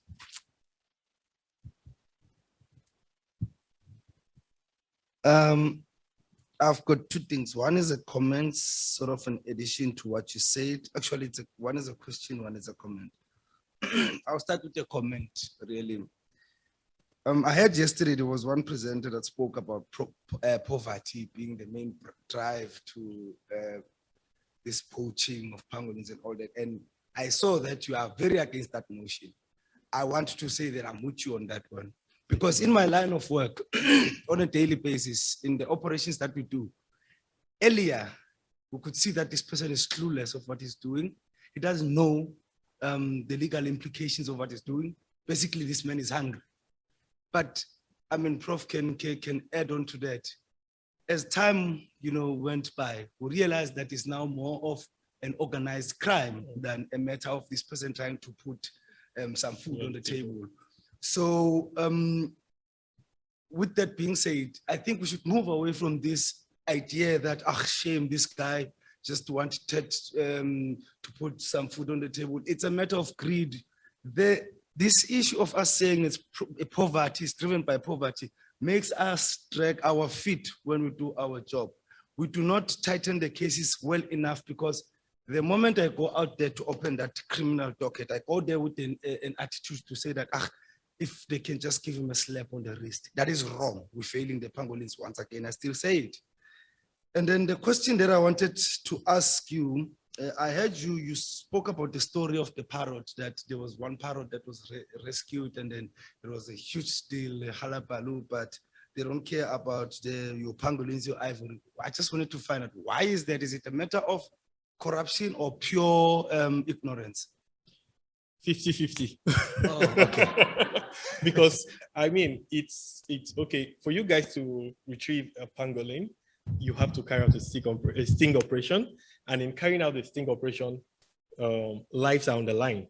If you're not smart, it could go awry and things could go bad. I mean, to retrieve a pangolin in Nigeria is simple as walking to the table and picking it. So you want to wonder why, and then you call a press conference, and you guys are all in the meeting and everything, and there's one African grey on the table close to you, and I can take you to a market where you can buy 200 African greys at once. Who are we deceiving? So it's totally a lack of political will, and we hope to correct that with the work we're doing currently. Questions? Mark, you're an inspiration. When Alexis and I were with Willie Thomas in February 2020, one of his dreams, and he spoke to a lot of government officials, and your idea is absolutely fantastic, and I think it's going to work.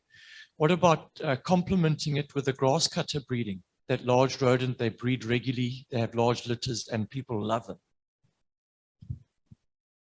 The grass cutter breeding, poultry, and then fish farming. These are projects that has been done over and over again by different people in trying to, even not conservation, elevate poverty. And there's been serial failures with it. First of all, the grass cutters, it's the way the projects were tackled. Not everybody eats grass cutter, for example. For one, everybody eats chicken. And then you would give them grass cutters and say, okay, sell the adults. And most of the time they did it even as a loan. And then you repay your loan or something. And then they'll tell you they all died.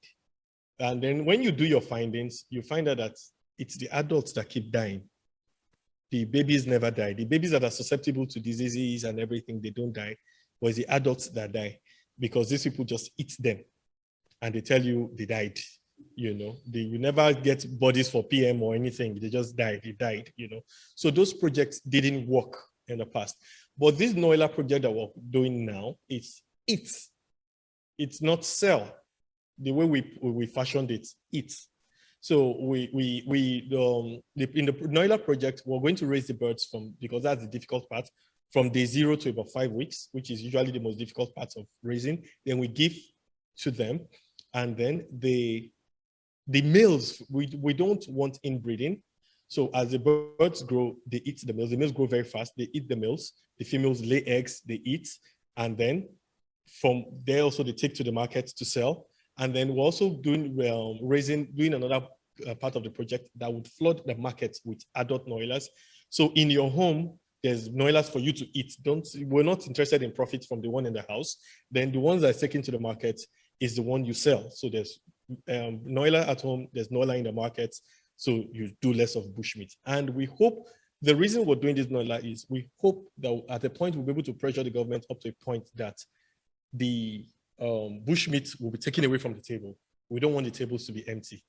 There will be birds on the table. So that's the plan. I see a question here in the back. Mark, I know in Nigeria, you've got different communities of steel workers and car mechanics, and it's almost like little towns of certain expertise going on. What about in terms of creating alternate livelihoods? Because I've become very, very aware of how important this is. And a lot of hunters say, well, they've been hunting, there are the generations of hunters in a family. What else can we do? So there seems to be a great need for alternate livelihoods. What about bringing in apprenticeships to apprentices to experience, say, steel workers in a certain area, and then them training them and taking on an apprentice and teaching them alternate livelihoods? Because that seems to be a very important issue as well. How do we create alternate livelihoods in these places?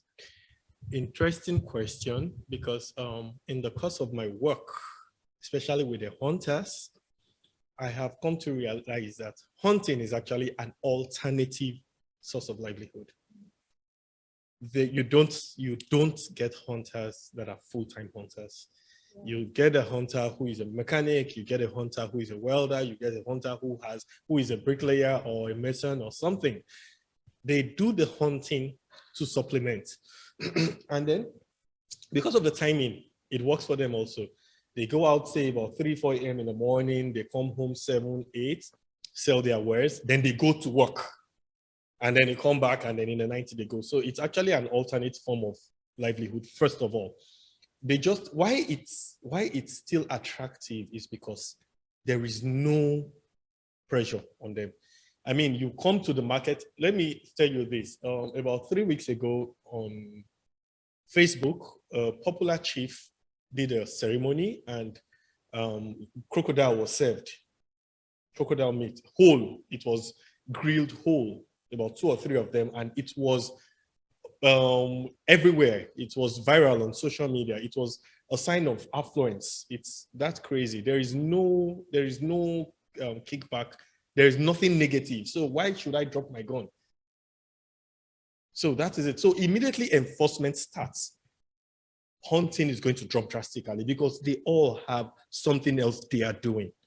But that also can come. In short, the only 1 or 2 hunters that I saw that were full-time hunters were retired soldiers, old men that can't go to any other trade. I mean, and then they've been with the gun all the while, they continue with the gun.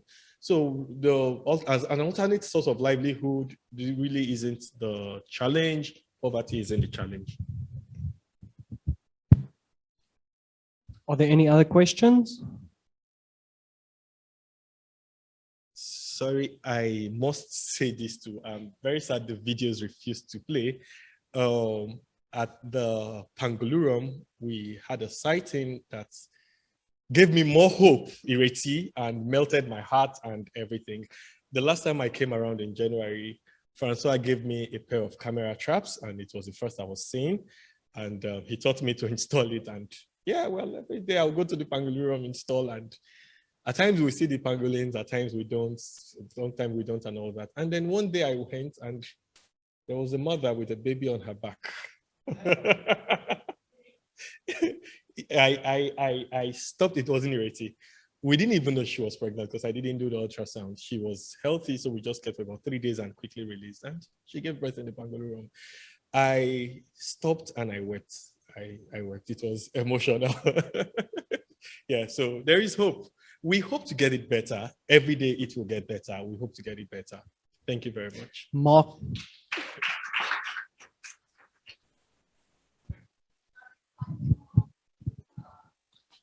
Hi, everybody. Thanks very much. We want to open the afternoon session. Hope you had a good lunch. And we'd like to welcome Maria Diekman from Namibia, from the Rare and Endangered Species Trust, who has been raising 5 white-bellied pangolin pups in Nigeria with Marco 4. Letting me speak today. I especially want to thank the members of the African Pangolin Working Group and the conference organizers for making all of this happen.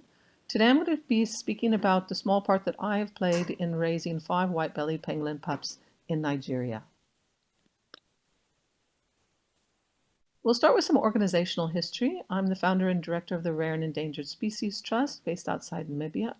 And when I started this trust 21 years ago, I really wanted to look at biodiversity. We were at the time focusing on the Cape Griffon vulture, the most endangered species in Namibia, but I didn't want to only focus on one species. So I included 5 flagship species. I thought that they represented biodiversity of our country, and very few of them were getting much public or conservation attention. So at the time, 21 years ago, the Cape pangolin or Temminck's pangolin, the spotted rubber frog, the Damara dik-dik, the Cape griffon, and the dwarf python became our flagship species.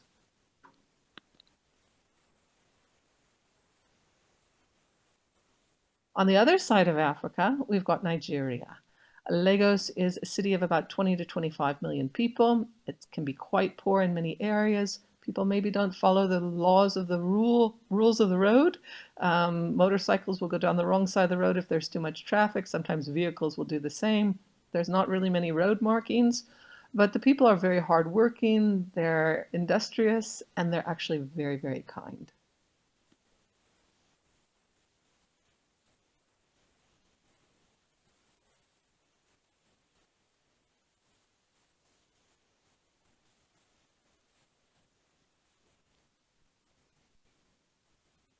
And then you've got the pangolins. So this is Dr. Kalista working with pangolins. I can still remember when Mark and I first started discussions about my coming out. I said, what should I expect? And he said, Maria, prepare for ground zero. Now, I run a very small clinic, and I often feel like, we just don't have half of the things that we need. So I thought that Mark's clinic would sort of be comparable with ours. And what I found when I got there is that he really is ground zero. It's absolutely phenomenal, the level and amount of work that they are doing with the supplies that they have. A tremendous amount of animals are coming in. The basic part of the clinic is a table sort of in the hallway before the stairs, and this is where some very, very good work is being done. I can only imagine how the level of work would be able to increase if we were able to get them more supplies. I know that a lot of you guys are helping. We're also trying to help. It's actually a very, very good cause, and I'm excited about the future at St. Mark's. A lot of the pangolins that are coming in are infants. There are a number of large ones that come in. Often they're luckily being able to be released fairly immediately. But one of the best things is actually watching a little infant get stronger and start preparing for life back out in the wild.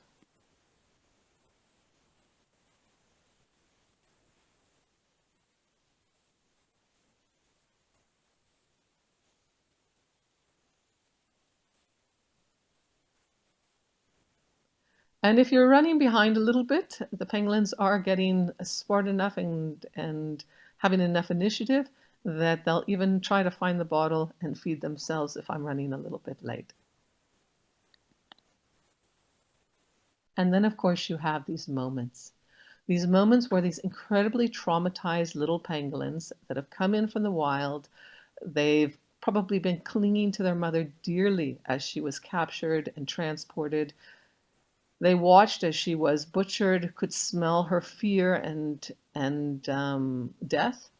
And then they were probably either thrown in a corner or showed around to a lot of loud, noisy people in the market until Mark actually got them.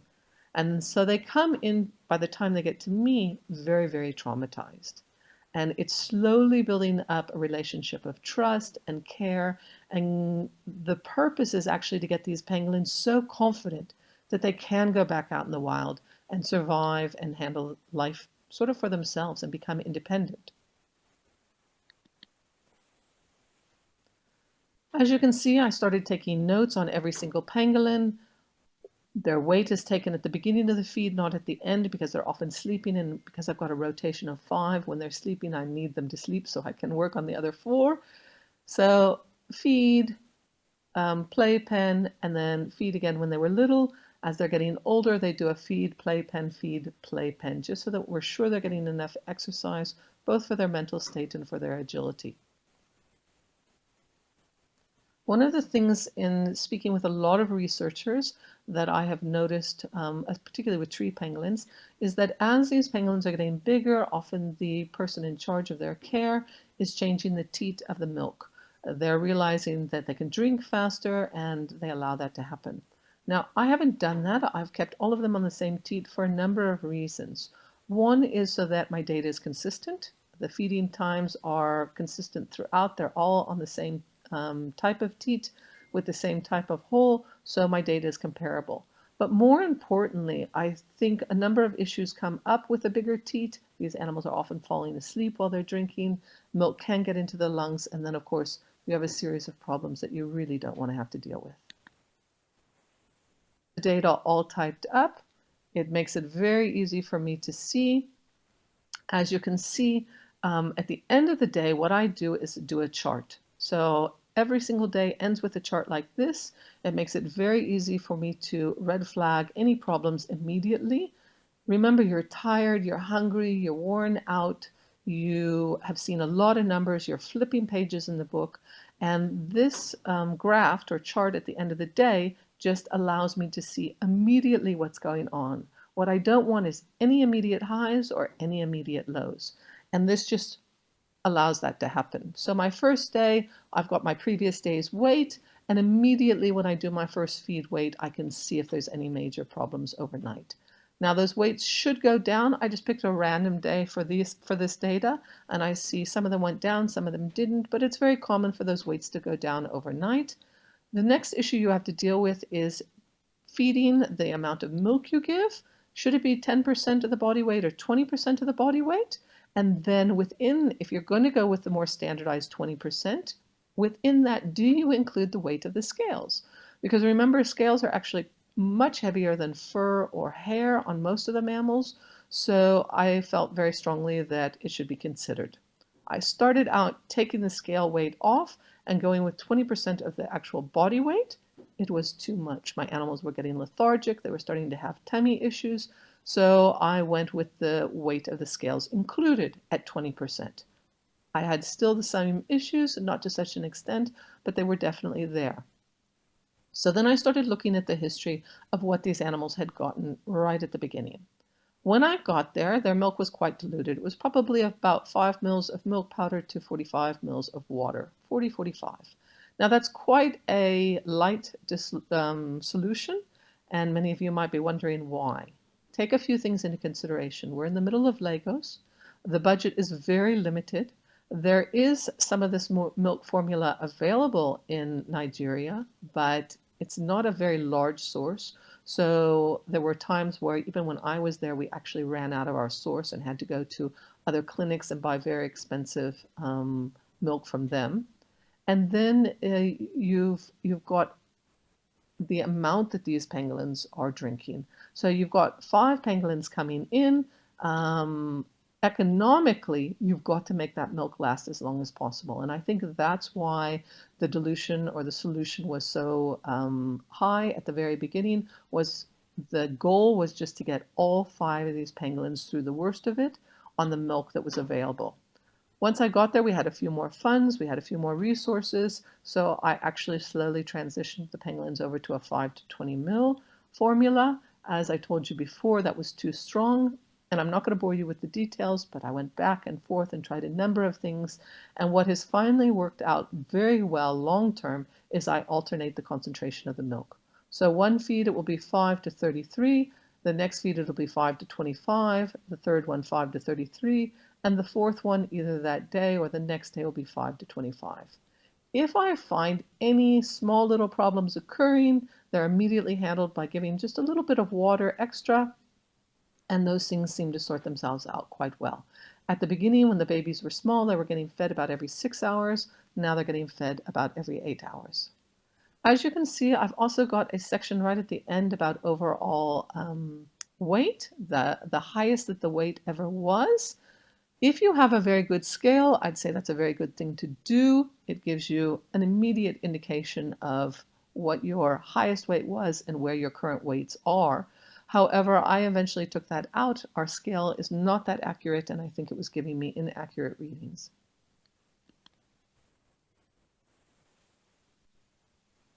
The next thing you need to start dealing with is, of course, introducing ants into the diet, because this is essential for release protocols. We've got a reserve. It takes about 2 to 3 hours to get the ants from the reserve to St. Mark's on a good day. You can see the type of ants that are being used, very similar to what's in Asia. It's these nest ants that are using the leaves. Very easy to collect them. The problem is, are they forming formic acid? And can that formic acid be detrimental to the pangolins? So I've looked at a number of methods for collecting ants. One would be the typical, you collect them, you freeze them. What I'm interested in, and maybe somebody much smarter than myself can either know or find out, if you do that method, and if these ants are forming formic acid, once they're put in the freezer, are the concentration levels of that formic acid dissipating? So does it remain the same, or because they're frozen and spend time in the freezer, can you actually lower those formic acid levels? Second option that I've looked at is possible drowning. Pangolins don't like their ants soft, but if you did a very quick drowning and took them out and froze them, that is a possibility to avoid formic acid concentrations. The third thing that I've looked at is actually trying to collect the ants on site, cut the branches, take the pangolins, at least for the last week or two, to the site and let them feed right there. And also looking at collecting just concentrations of the eggs and the larvae initially so that we can avoid high concentrations of formic acid. Tamar from the Central African Republic sent me these photos of how they actually had collected these same ant species. All of us have probably about 1,000 of these bottles. It's a very good way to indicate the volume and to store them in the freezer. So I really like that idea. As you can see, this is the first time we started to feed ants. I gave each pangolin 2 minutes with the ants. I wanted to slowly increase their exposure to the ants. All of them ate the ants. All of them enjoyed the ants. The ants were incredibly aggressive. These were live ants. We didn't have any frozen ones at the time, and they had sort of been handed to me live, so we tried it. I wouldn't advise it. The aggression levels of the ants can cause problems. So 2 minutes was enough, but as you can see, the weights are very consistent. They're increasing, very consistent with previous just milk formula weights. We start having problems. So the second day, I allowed the pangolins to be in between 5 and 7 minutes, and you can already start to see on feed 3, 3 of the pangolins didn't want to drink milk anymore. Luckily, 2 of those 3 actually took water as opposed to milk formula, but we were already starting to have rehydration, and all of the animals except for the very largest, number 4, she's a female, regurgitated their ants and had some regurgitation problems. By day 3, levels were starting to go back to normal. We stopped all feeding of the ants until another later date. Unfortunately, then I got evacuated from Nigeria, so that's been a bit on hold. This is a video of a pangolin right when I got there. You can see, unfortunately, it's quite noisy. We have managed that I've got a separate room now that's a little bit quieter for the pangolins. I believe most of this problem is due to milk formula. This animal did unfortunately get much worse before he got better. If you look at the picture closely, you can see a couple minutes after this, he did start to eject some feces. It was very hard. I actually had to help him push it out. It took about 3 minutes, but we eventually got this animal right. Getting this animal right has allowed us to look at some veterinarian protocols. What works best in these situations for this species? It's been really interesting. We had, I believe, 3 instances where this animal was not doing well, particularly, and we had another animal that was also not doing well. So for the most part, we kept up the same protocol. With this animal, we also gave the addition of amoxicillin. He was sneezing. It wasn't the sneezing of a Temminck's pangolin when they're greeting or saying goodbye to you. There was definitely congestion. We believe it's because he was a very bad feeder. When I got there, he didn't want to take milk, and I think milk had, probably gotten to a level of aspiration, and so we had some issues with infection there. That's why we gave the amoxicillin. With the other ones, when they would go through serious collapses, dextrose subcut, vitamin B, you either love it or hate it, I love it, and fluids. I think one of the main things that I realized is that the tipping point often comes at night. We get tired, we put the animal in a box thinking it needs to sleep, we need to sleep, and when we wake up, the animal is dead. What I found is that if I stayed up through the night and every single hour, I just got them to drink a little bit, very tiny amounts, and walk a little bit for digestion, then I was able to pull them through overnight. If you have problems with bottle or feeding, if you don't know what a miracle teat is, ask Nicci. She's the one that put me onto them. Absolutely bee's knees, very, very good for feeding infant pangolins and very, very good for giving medication. This pangolin is still underweight. He's still behind the others. He drinks a little bit slower. His coordination is not as strong, but he is actually coming through, and I think he'll be fine for release. What is essential if you're going to be doing pangolins, certainly if you're going to be doing any number of pangolins, is to have an exercise area. These animals have to move. I think it's good for their mental health. It's certainly good for their physical health.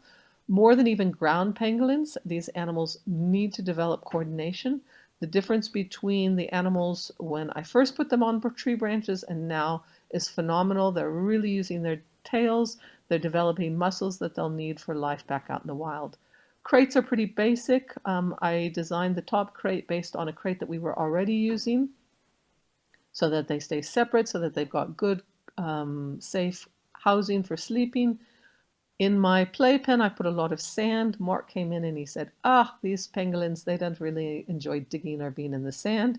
And I was able to show him some pictures from the day before. They love digging and they love being in the sand. And I think what that just showed was that we know so little about the white-bellied pangolin. So every little bit of data that we can collect and observe is really, really interesting. And of course, again, having a sample size of 5 means that it's not just a once-off or a thumbsuck. We can actually really look at trends. One of the things that I've done is put fake grass into my playpen. I put an absorbent pad underneath to catch the urine to keep things sanitary, but this allows me to collect really good feces samples.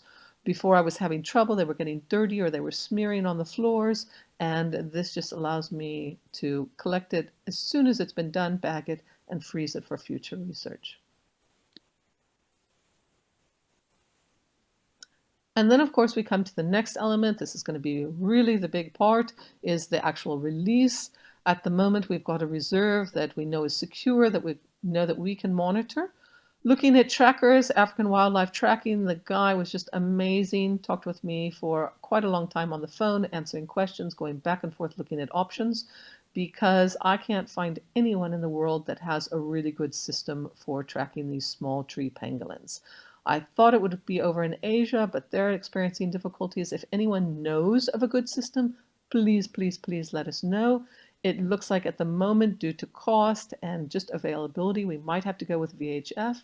It's not ideal for me. It will at least give us information on whether or not these animals survive, and it will give location, but it's not going to give us any data. And data is what we really want and what we really need for white-bellied. We have looked at the LORA system. It's a very large antenna. We're not quite sure how it will work with the forest canopy, but if we can get a high antenna up, this would be ideal because it sends the data straight to our cell phone and we'll have very good data very quickly. Our camera traps are Rick Rhino, quite well known in South Africa. Again, all of that information sent directly to our cell phone once a photo is taken. Very, very good for security and very good for being able to make decisions quickly if you see a pangolin and get on site quickly because it's in real time.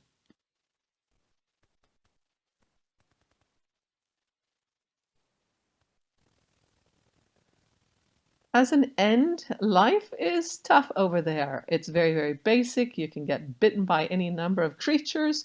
My tent there on the floor, I'm living with the pangolins, and this is a real luxury. Took a little bit of grass from the dog kennels and made myself a little stoop in front of my tent. Nobody ever likes to admit they've got crabs, but there's a very large crab under my tent. I have absolutely no idea how he got in or where he came from. Apparently they live in the open sewers. But if you guys want to come over for a sabbatical, if you want to send volunteers, if you want to send students, I think there's some amazing opportunities at St. Mark's. A number of animals are coming in. You get really good, fast experience, very intensive situations. The people are really nice. We all work really well as a team. Everyone's hardworking. If you're staying there for a little bit longer, you can adopt a dog like my Tongo, who just pretty much never left my side, and you'll be working with pangolins. And you won't only be helping these pangolins in Nigeria, but I think the research that we're getting out, the opportunities that we're gaining and seeing are going to help pangolins around the world. Thank you very much. Have a lovely day.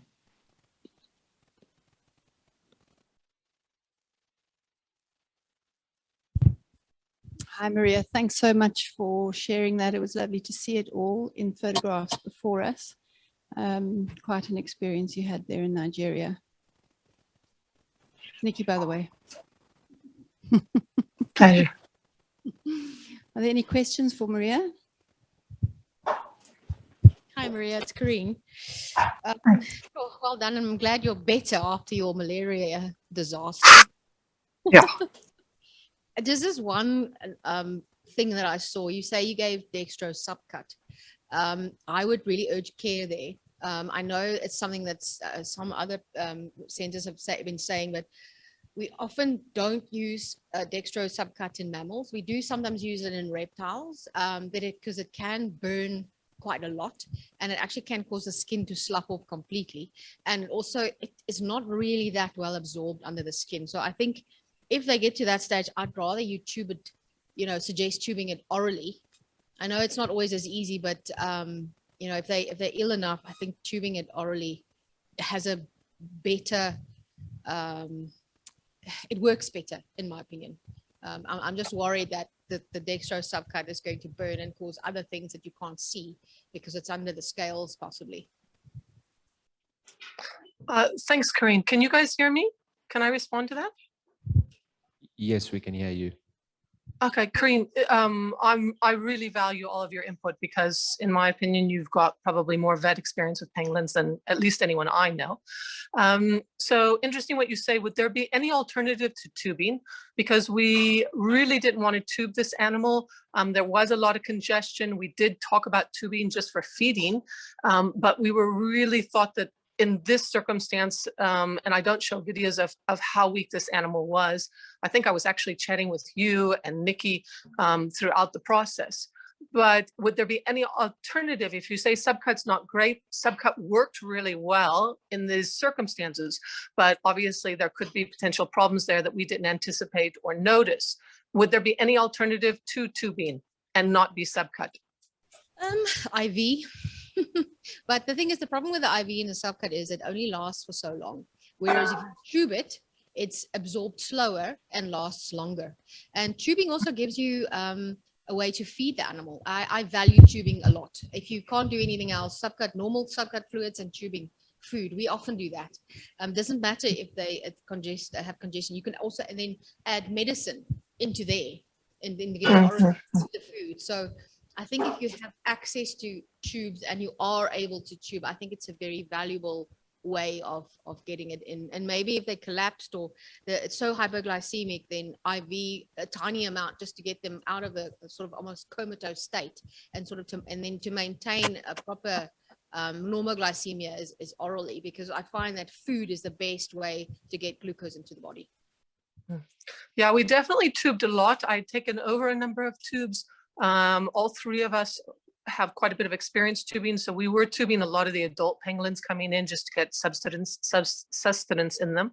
But yeah, Mark, talk to Karine, pick her brain, get everything she knows. No, on 5, I must say, you guys did an excellent job. Thanks. Mark, go ahead. Okay, thank you very much. First on Dr. Karine's comment. First of all, did you see the size of those babies? Tiny. So getting the appropriate size tube was a challenge for the very tiny ones. And then because we didn't have blood values, I didn't want to go into the vein, because anything I do wrong would have immediate results. So I had to choose the best of 3, and that's why we went with the subcute. It was the safest thing we could do at that moment. That's why we went with it. Now, a question, Maria. You have handled the Temmincks, and then you have handled the white-bellied. I know there are differences, lots of differences. Are there similarities that you see between them? And why I'm interested in this is the level of similarities would also help us in drawing from work already done on the Temmincks to apply to the white-bellied. So what are the similarities you see, and how do you think this would help in raising the white-bellied? That's a really good question, and I see so many similarities that we could probably write a book. So I won't try to go into all of them right now and pull them out of my head, but my gut says that the Temminck is harder. The tree pangolins bounce back from things easier. Yes, they're susceptible to things, and yes, they can get infections, and they're much, much smaller. So you're dealing with that whole issue. But my gut feeling says a baby Temminck and a baby white-bellied, of the two of them, the baby white-bellied will be stronger inherently. I don't know why that is. I could be wrong, but if that is true, then I would say pretty much all the protocols that they're developing for Temminck, because we've got some really good people in Southern Africa working with Temminck, and a lot of knowledge is starting to come out and papers being published and research being done. So Mark, I actually think we can take just about everything from the Temminck and at least try it with the white-bellied. The only thing where we're not going to be able to use previous Temminck research is tracking. It's too big, it's too heavy. Yeah, that's a whole different ballgame. Thank you. We have a question from Jess. If you could please unmute yourself and pose your question. Hi, it was an absolutely fantastic talk, very inspirational group of people. I was just wondering if you could provide more information on the formula milk you use. So we know that maternal signals in the form of hormones quite often play a part in long-term survival of the offspring. Do they have any hormones incorporated? I'm assuming they don't, but I was just wondering about that. Thank you. Yeah, Jess, that's a really good question. And I've read a number of papers on things that can be added. I think in Europe, there are additives that you can get, and they're probably very good and very helpful. The location that we're in and the situation that we're in, that's not possible. So the only milk formula that we will use is Royal Canine. I have tried other formulas with Temminck and been very unsuccessful with it. I've watched very healthy pangolins just suddenly crash, and then once I was able to get the Royal Canine, they were able to pick up again. So that's the only one that I'll use. I think it's what most of us that have raised Temminck have used, but I think there's some inherent problems particularly in a situation like now. Unfortunately, I had to be evacuated. My health was really an issue. I need to get back there because I think they're on milk for too long now, if I can be very honest. But it's a situation where we're just doing the very best we can under the circumstances, and it is what it is. But I think we're lacking on a number of things, but that's going to be for chemical analysis and some people a little bit smarter than myself to determine. Thank you so much. No, it's just very interesting to hear kind of what's going into the milk. Thank you. Yeah, but concentrations, I never realized how important concentrations were. You know, a little bit more water, a little less water. Not that we weren't very specific in our doses, but with these white-bellied, maybe because they're smaller, maybe because some of them were compromised, those concentrations make a huge difference. The difference between, you know, 15%, 18%, and 20% are worlds apart. Hi, Maria, Alexis. I actually wanted to ask you about those concentrations. I wasn't following your percentages altogether. Did you never go to a sort of a full concentration of the standard mix of water to milk? I did. I believe the standard, I'll go under correction, but I believe the standard is 5 mils of powder, royal canine powder to 20 mils of water. So we did try the standard, that standard both with incorporating 20% with pangolin scales and without pangolin scales. I think in my talk, I noticed there are a number of places where it skipped over a lot of voices. So that description could have been in those parts that actually got deleted somehow. But both the 20% without the scales and the 20% with the scales were too high of doses. We were having problems with the pangolins. They were becoming lethargic. They were having tummy issues, all the rest of it. And then I just started experimenting a little bit. I won't bother you with all those details, but the ideal, and this has worked now long-term for a couple of months, is that I think it's 5 to 33 and then 5 to 25 and then 5 to 33 and then 5 to 25. So you rotate. At this point, the pangolins are on 3 feeds a day. When they were pups, much smaller, they were on 4 feeds a day. So every 6 hours or every 8 hours. And if your rotation ends at the, say, 33 mils of water, then the next day you start the morning feed with 25. That's worked really well for us. And if something's working, I try not to change it. So that's been consistent. And remember again, and this is the part of the talk that I saw got sort of deleted or canceled, is that we had a very unique opportunity. I don't know of anyone else in the world that's been able to raise 5 pangolins, pretty much the same age, under exactly the same circumstances, at the same time, at the same place, with the same person. If anyone knows of anyone else, I'd be really interested, because I think for the first time, at least for me, it gave me the ability to compare data and look at trends, which I've never been able to do. You know, at our center, we get 1 pangolin or maybe maximum 3 pangolins, but they come in different health statuses and different situations, different ages, different sexes, and there's nothing really to compare. And you always feel like you're thumb sucking. You know, is this an observation on pangolins or is this an observation on this individual? Where with this unique opportunity to have 5, suddenly I think we can start saying this is white-bellied pangolins, or at least the majority of white-bellied pangolins. Yeah, and I think it's great that you kept, you know, so many formulas going, and you really, you know, have used your data. That's awesome. Thanks.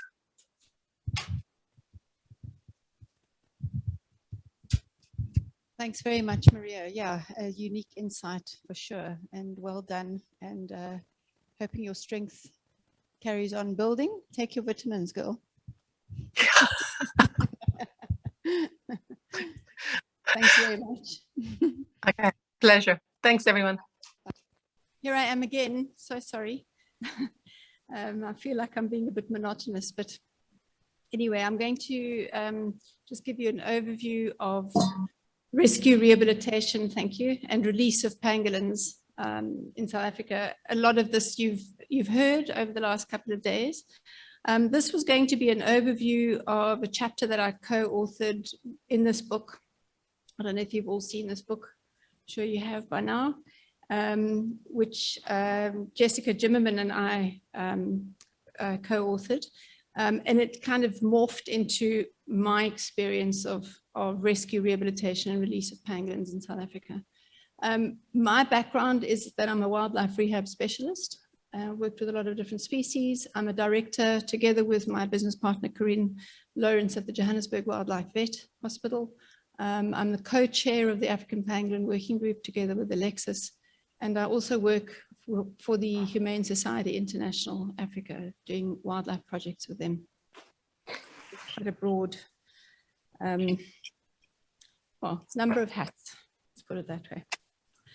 Okay, you've all heard about the trade, and you've seen all the different pictures of sting operations and arrests, most of which Prof. Ray Janssen and Fani Masangu from the Green Scorpions are involved in. It's always heart-wrenching when you get photos and videos from the poachers of the particular pangolins that they have in their possession, because we start to connect with these animals days, sometimes weeks before the sting operation actually goes down. And you start to know every single pangolin. So the three pictures on the outside are different sting operations that have been pulled together by a very unique team of individuals, SAPs, hawks, investigators, covert units, dog theft units, and the Green Scorpions. So it's individuals that volunteer their time to be able to rescue pangolins off the trade. And every single one of these men are so invested in these pangolins, and it's because the pangolin's alive. It's not a rhino horn or a piece of ivory, which the animal, I mean, although it's important to get those off the trade too, this animal is still alive. And so it's the race to get that animal out of the sack or out of the back of the bucky or wherever. And here you see one of the pangolins in Ray's arms, rescued, and that's what it's all about. Various pictures, these are ones that we, some of the less disturbing ones that we get of pangolins in the trade. The one in the middle is of Tom with his snare around his middle. Umi, the one in the Causa beer, or the traditional beer, is a famous picture by now, and various other pictures of pangolins. They often get fed cabbage, which, you know, as we know, doesn't work. So, but it's often something that is put in with them. We've never named a pangolin cabbage yet. Maybe the next one. Yeah. There's a very strict chain of custody that has to be maintained all the way from before the sting operation is actually planned. It's a legal procedure, and every single step has to be adhered to and done correctly. Otherwise, it can be thrown out of court. There'll be a chink in that chain. It's literally a chain that holds the whole case together all the way up to court. And it's very, very important. On the right-hand side, you'll see a form that we have put together with Glenn Thompson, who is the APWG's counter-poaching manager.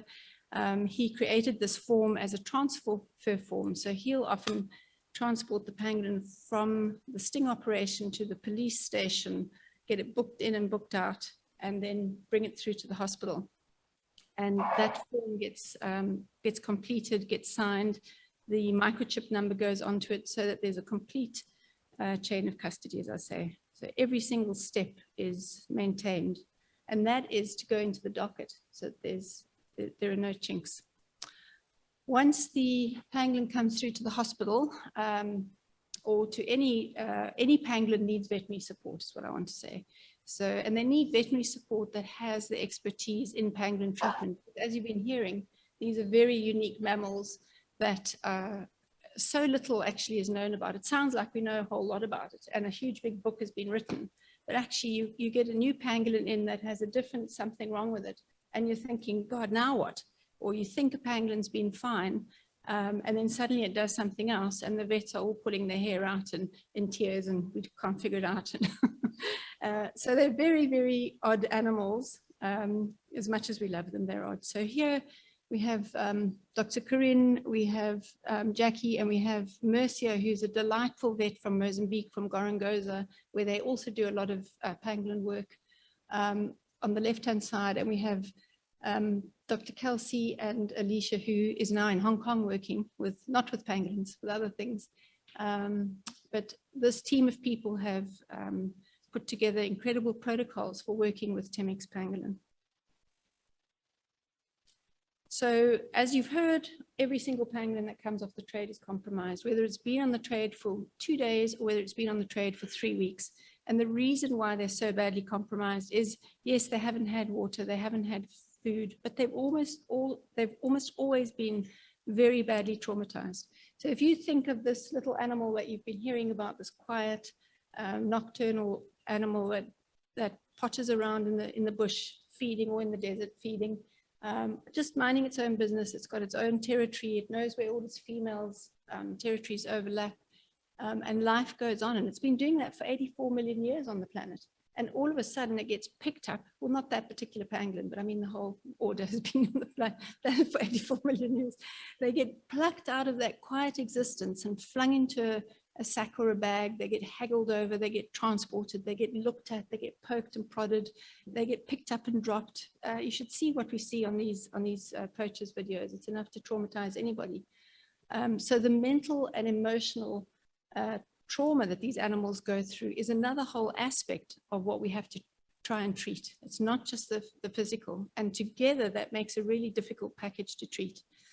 So the pangolin on the left-hand side is nice and cozy. It's had all its fluids. It's got a drip in there, I think, by the looks of things. It's got wounds bandaged up. It's got probably a bit of a sedative. It's had a drip. It's had a first feed, a tube feed.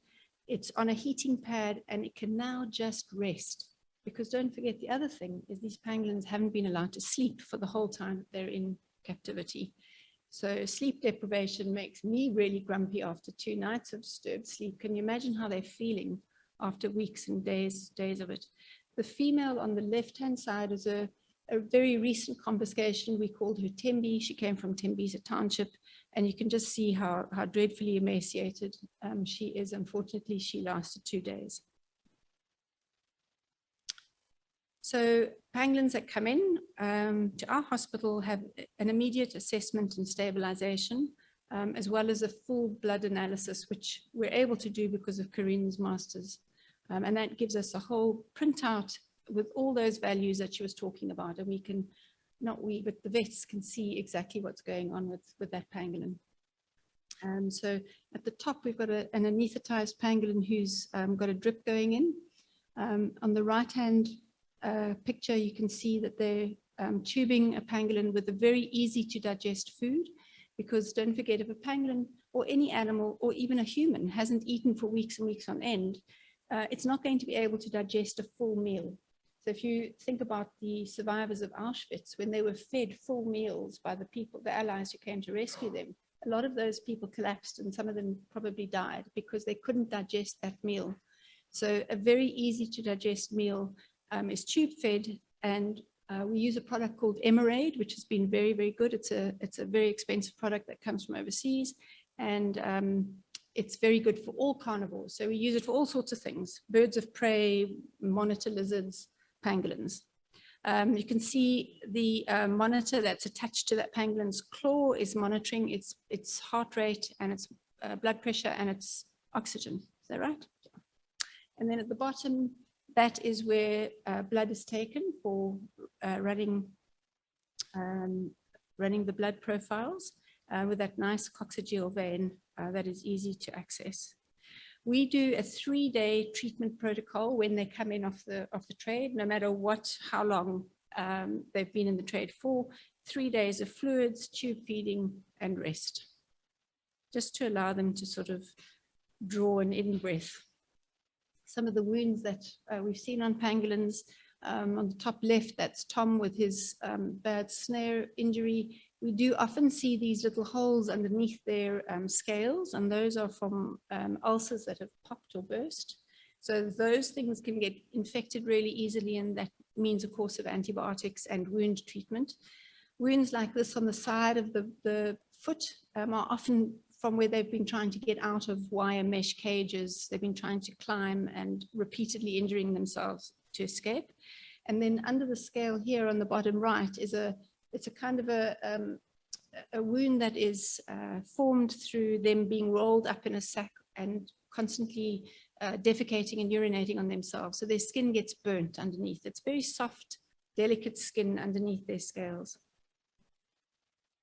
But once they're anesthetized, we look at underneath every single scale on that pangolin's body to try and look for those sort of injuries. We do routine sonar scans to every female and just check the status of the organs, but also to check, I think this is a video, can you run it? Yeah, just to check for this. Baby pangolin.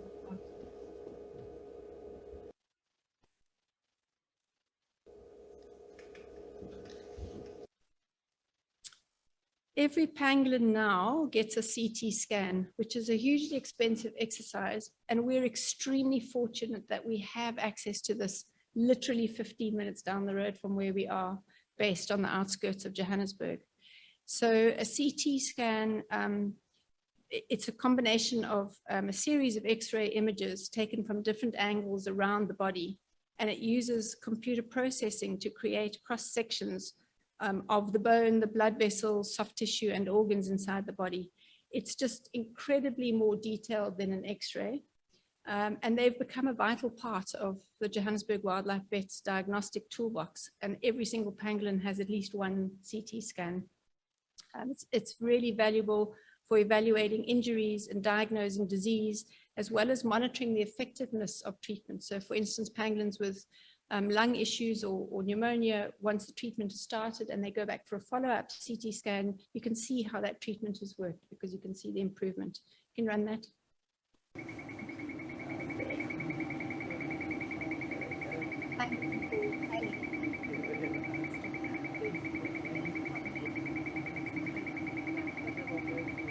Yeah, it's amazing, isn't it? Look at all those scales. Absolutely amazing. To look up there. Right.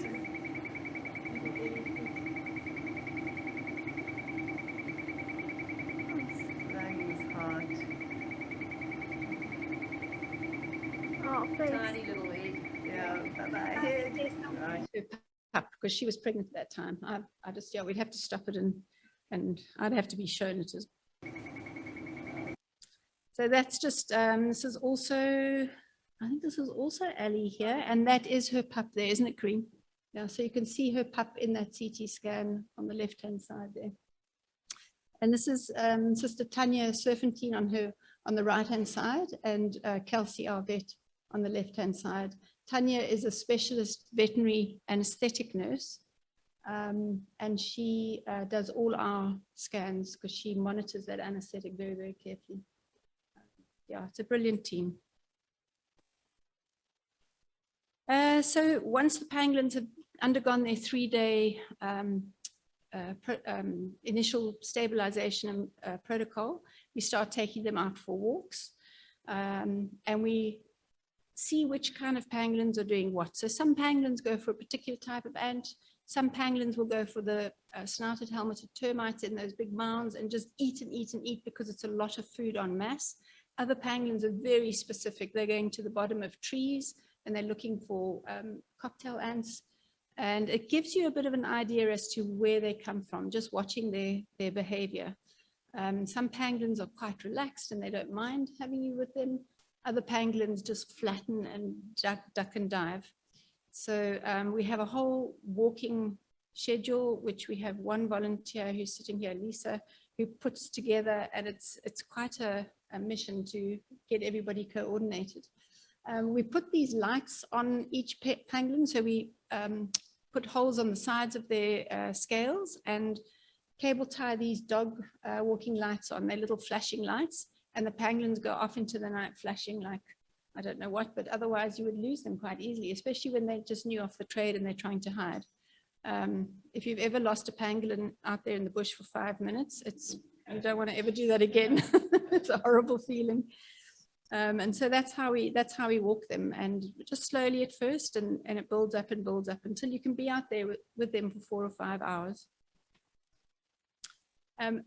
That's the compromised pangolins that have come off the trade. And then we have reared pangolin pups, some of which have come in at 1 kilo or 1.5 kilos from the trade. Often, usually that size come in without their mothers. Little pups that are born in captivity in the hospital while their mothers are being treated. They're often miscarried and they're too young, they're too viable, so they don't survive. This little pup on the left-hand side of your screen was born. Her mum was being treated in the hospital. We actually had 4 pregnant pangolins in at that point. Her mother gave birth to her, couldn't feed her. We started feeding her. Corinne had her for the first 4 or 5 days, and then I took over for the next 8.5 months. It's exhausting. I need to lie down just thinking about it. It really is very intense having a pangolin pup with you all the time.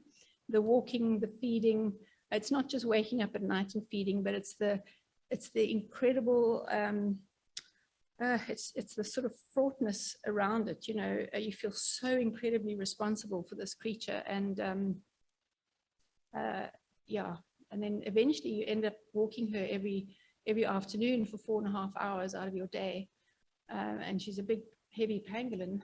And then she went down to Phinda, and we handed her over to the Phinda team, and that has been a whole another ball game, softly, slowly introducing her into her new territory. And we've learned a whole lot about introducing hand-reared pups into their territories, which one day we'll write up. I'm not sure when, but we will. But the walking of these pangolin pups also is to help them develop. Just as Maria was saying, they built a sort of a pangolin pup gymnasium for their pups with climbing things. These pups have to walk and dig and roll and all sorts of other things. So these are 2 videos, if you can just play them, just to show what these pups get up to. They for hours and let them get up to it. Developing core muscles in termite mound. I mean, why not? This goes on for ages and ages. You can imagine the strength of that core.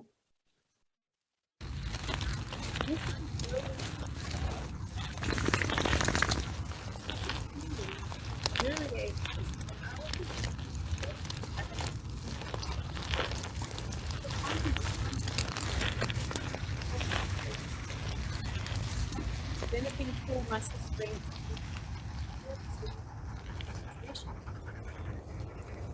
Pangolin pup just rolling around in the ferns and having a wonderful time.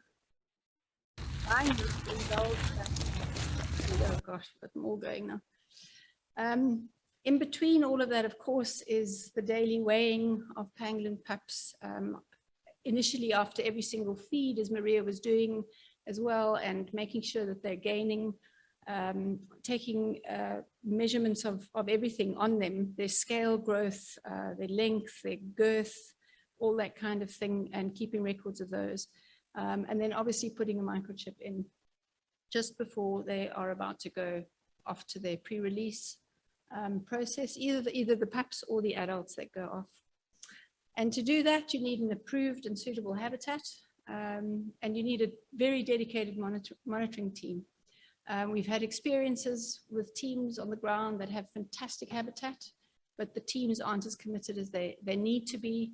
I think people who haven't worked with pangolin, who put their hand up to have pangolin, suddenly realize exactly what it entails, and Francois and Craig will tell you what it entails. It's unlike any other animal. And this is the kind of habitat that you're working in, often hills and mountains and thick bush, often with other big 5 in it, and all sorts of exciting close shaves have been had by all, all the teams on the ground. This is a team at Loskop Dam Reserve, which also monitor pangolins that we've released there. The soft release process for all the pangolins, there's Ray and Francois, and who was that? Was that Toro? Toro putting on, Toro supervising the putting on of this pangolin's tag. And then this was a pangolin going off into Phinda. It might be Louis, actually. I don't know. Anyway, it doesn't matter. But there is a a protocol for soft release of pangolins, which we've already gone through. It's quite an intense process, which does really work when it really works. This is a pangolin that was released, Slasher, down in Lourens. He was named Slasher because when he was picked up out of the sack or box that he was kept in by his poachers, he was so scared that he used to slash with his tail like this and created a lot of bleeding arms and cut fingers. So when he went down to Lourens Dam Reserve, he was 7.5 kilos. You can see him there in the middle, definitely not emaciated. And he is now 10.56 kilos. So he's doing exceedingly well, and he's a very well settled pangolin. As I said earlier, the terrain and habitat that these people are working in is very, very thick. On the left-hand side, we've got Leno Sierra, who's a Mexican who's been helping us with pre-releases in Zululand. She's our Zululand field monitor. And on the right-hand side, sometimes you just have to take a snooze when you can get it. Various teams looking for pangolins. And the data that you get back from your satellite telemetry looks like this. So it goes into the device. I think the one in the middle is a pangolin that's just been released and starting to explore options and come back. And that's what it ended up like, or what it should end up like. That's what you want to see, a whole cluster of dots where they've settled. Doesn't always go to plan. There's a chewed up piece of telemetry. You've heard Francois and Craig both talk about hyena and leopard and other things chewing off telemetry tags, and that's what they look like. I think that's Neil, isn't it? Halfway down a burrow. I think he was probably positioning a camera trap or looking, or I don't know what he was doing down there. But anyway, involving getting down a burrow. And I know Craig also went down a burrow very far once and had a close shave down that burrow too with a warthog. He got pulled out by his feet in the nick of time. And then the use of camera traps, which, as you've seen from both release sites, has yielded some very interesting information. And then just different pangolin behavior. I mean, we didn't know they'd feed upside down around a tree trunk, or that some prefer rocky crevices up in mountains, that they like to sleep under trees and thickets and urinate on themselves just to cool themselves down. And of course, the pangolin on the bottom right is exactly how we want to see them, trotting along with their tails up. And that is the end of my presentation. Thank you very much.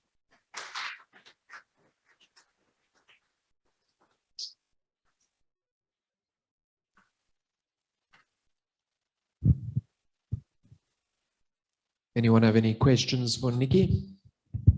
Thank you very much for the presentation, Nicci.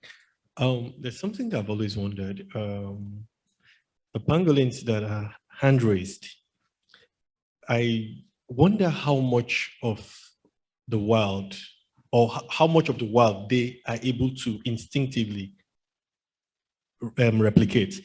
Because I know in offspring's growing, there's a place of learning from the parents, but these guys never had that opportunity.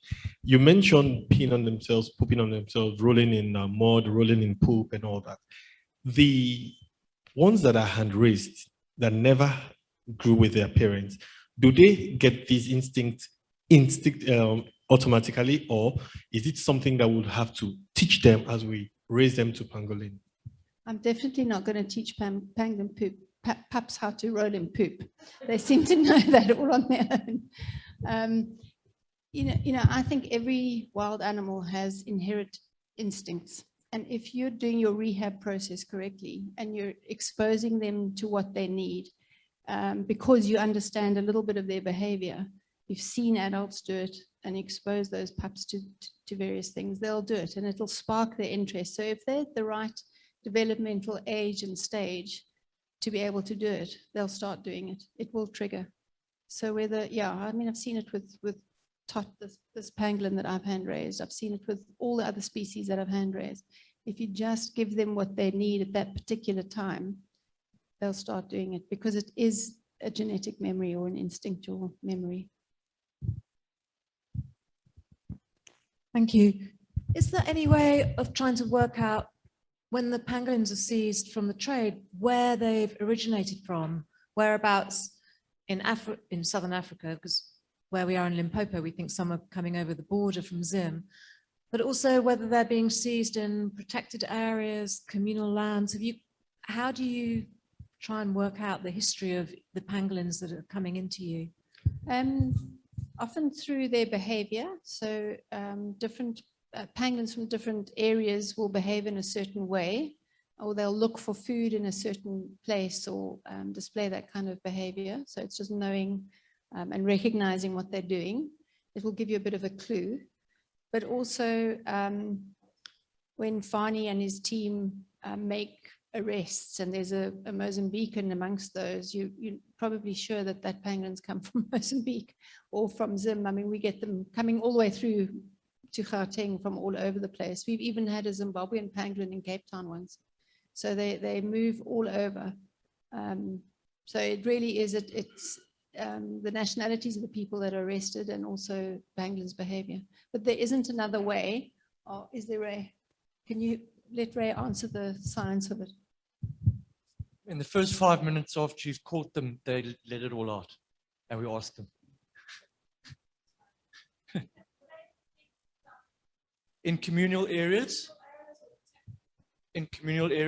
never in protected areas. Often a reward is given out to the community, particularly those young men that look after the goats and the cattle, and they know exactly where they are. Favorite burrows, home range, everything. They'll dig them out, chop, chop. We caught a chap in Pietermaritzburg who actually filmed on his camera how they found them. They trained the Afrikaner dogs on pangolin scent. But in the first 5 minutes, they spill all the beans, but after that, you don't get anything. Cool. I don't see any more questions online. Does anyone in the room have a question still? Okay, perfect. I think that brings us to the end of day 2. I'd like to thank everyone here in the park, as well those at home viewing virtually for the participation. Hope you all have a great afternoon and looking forward to day 3 tomorrow.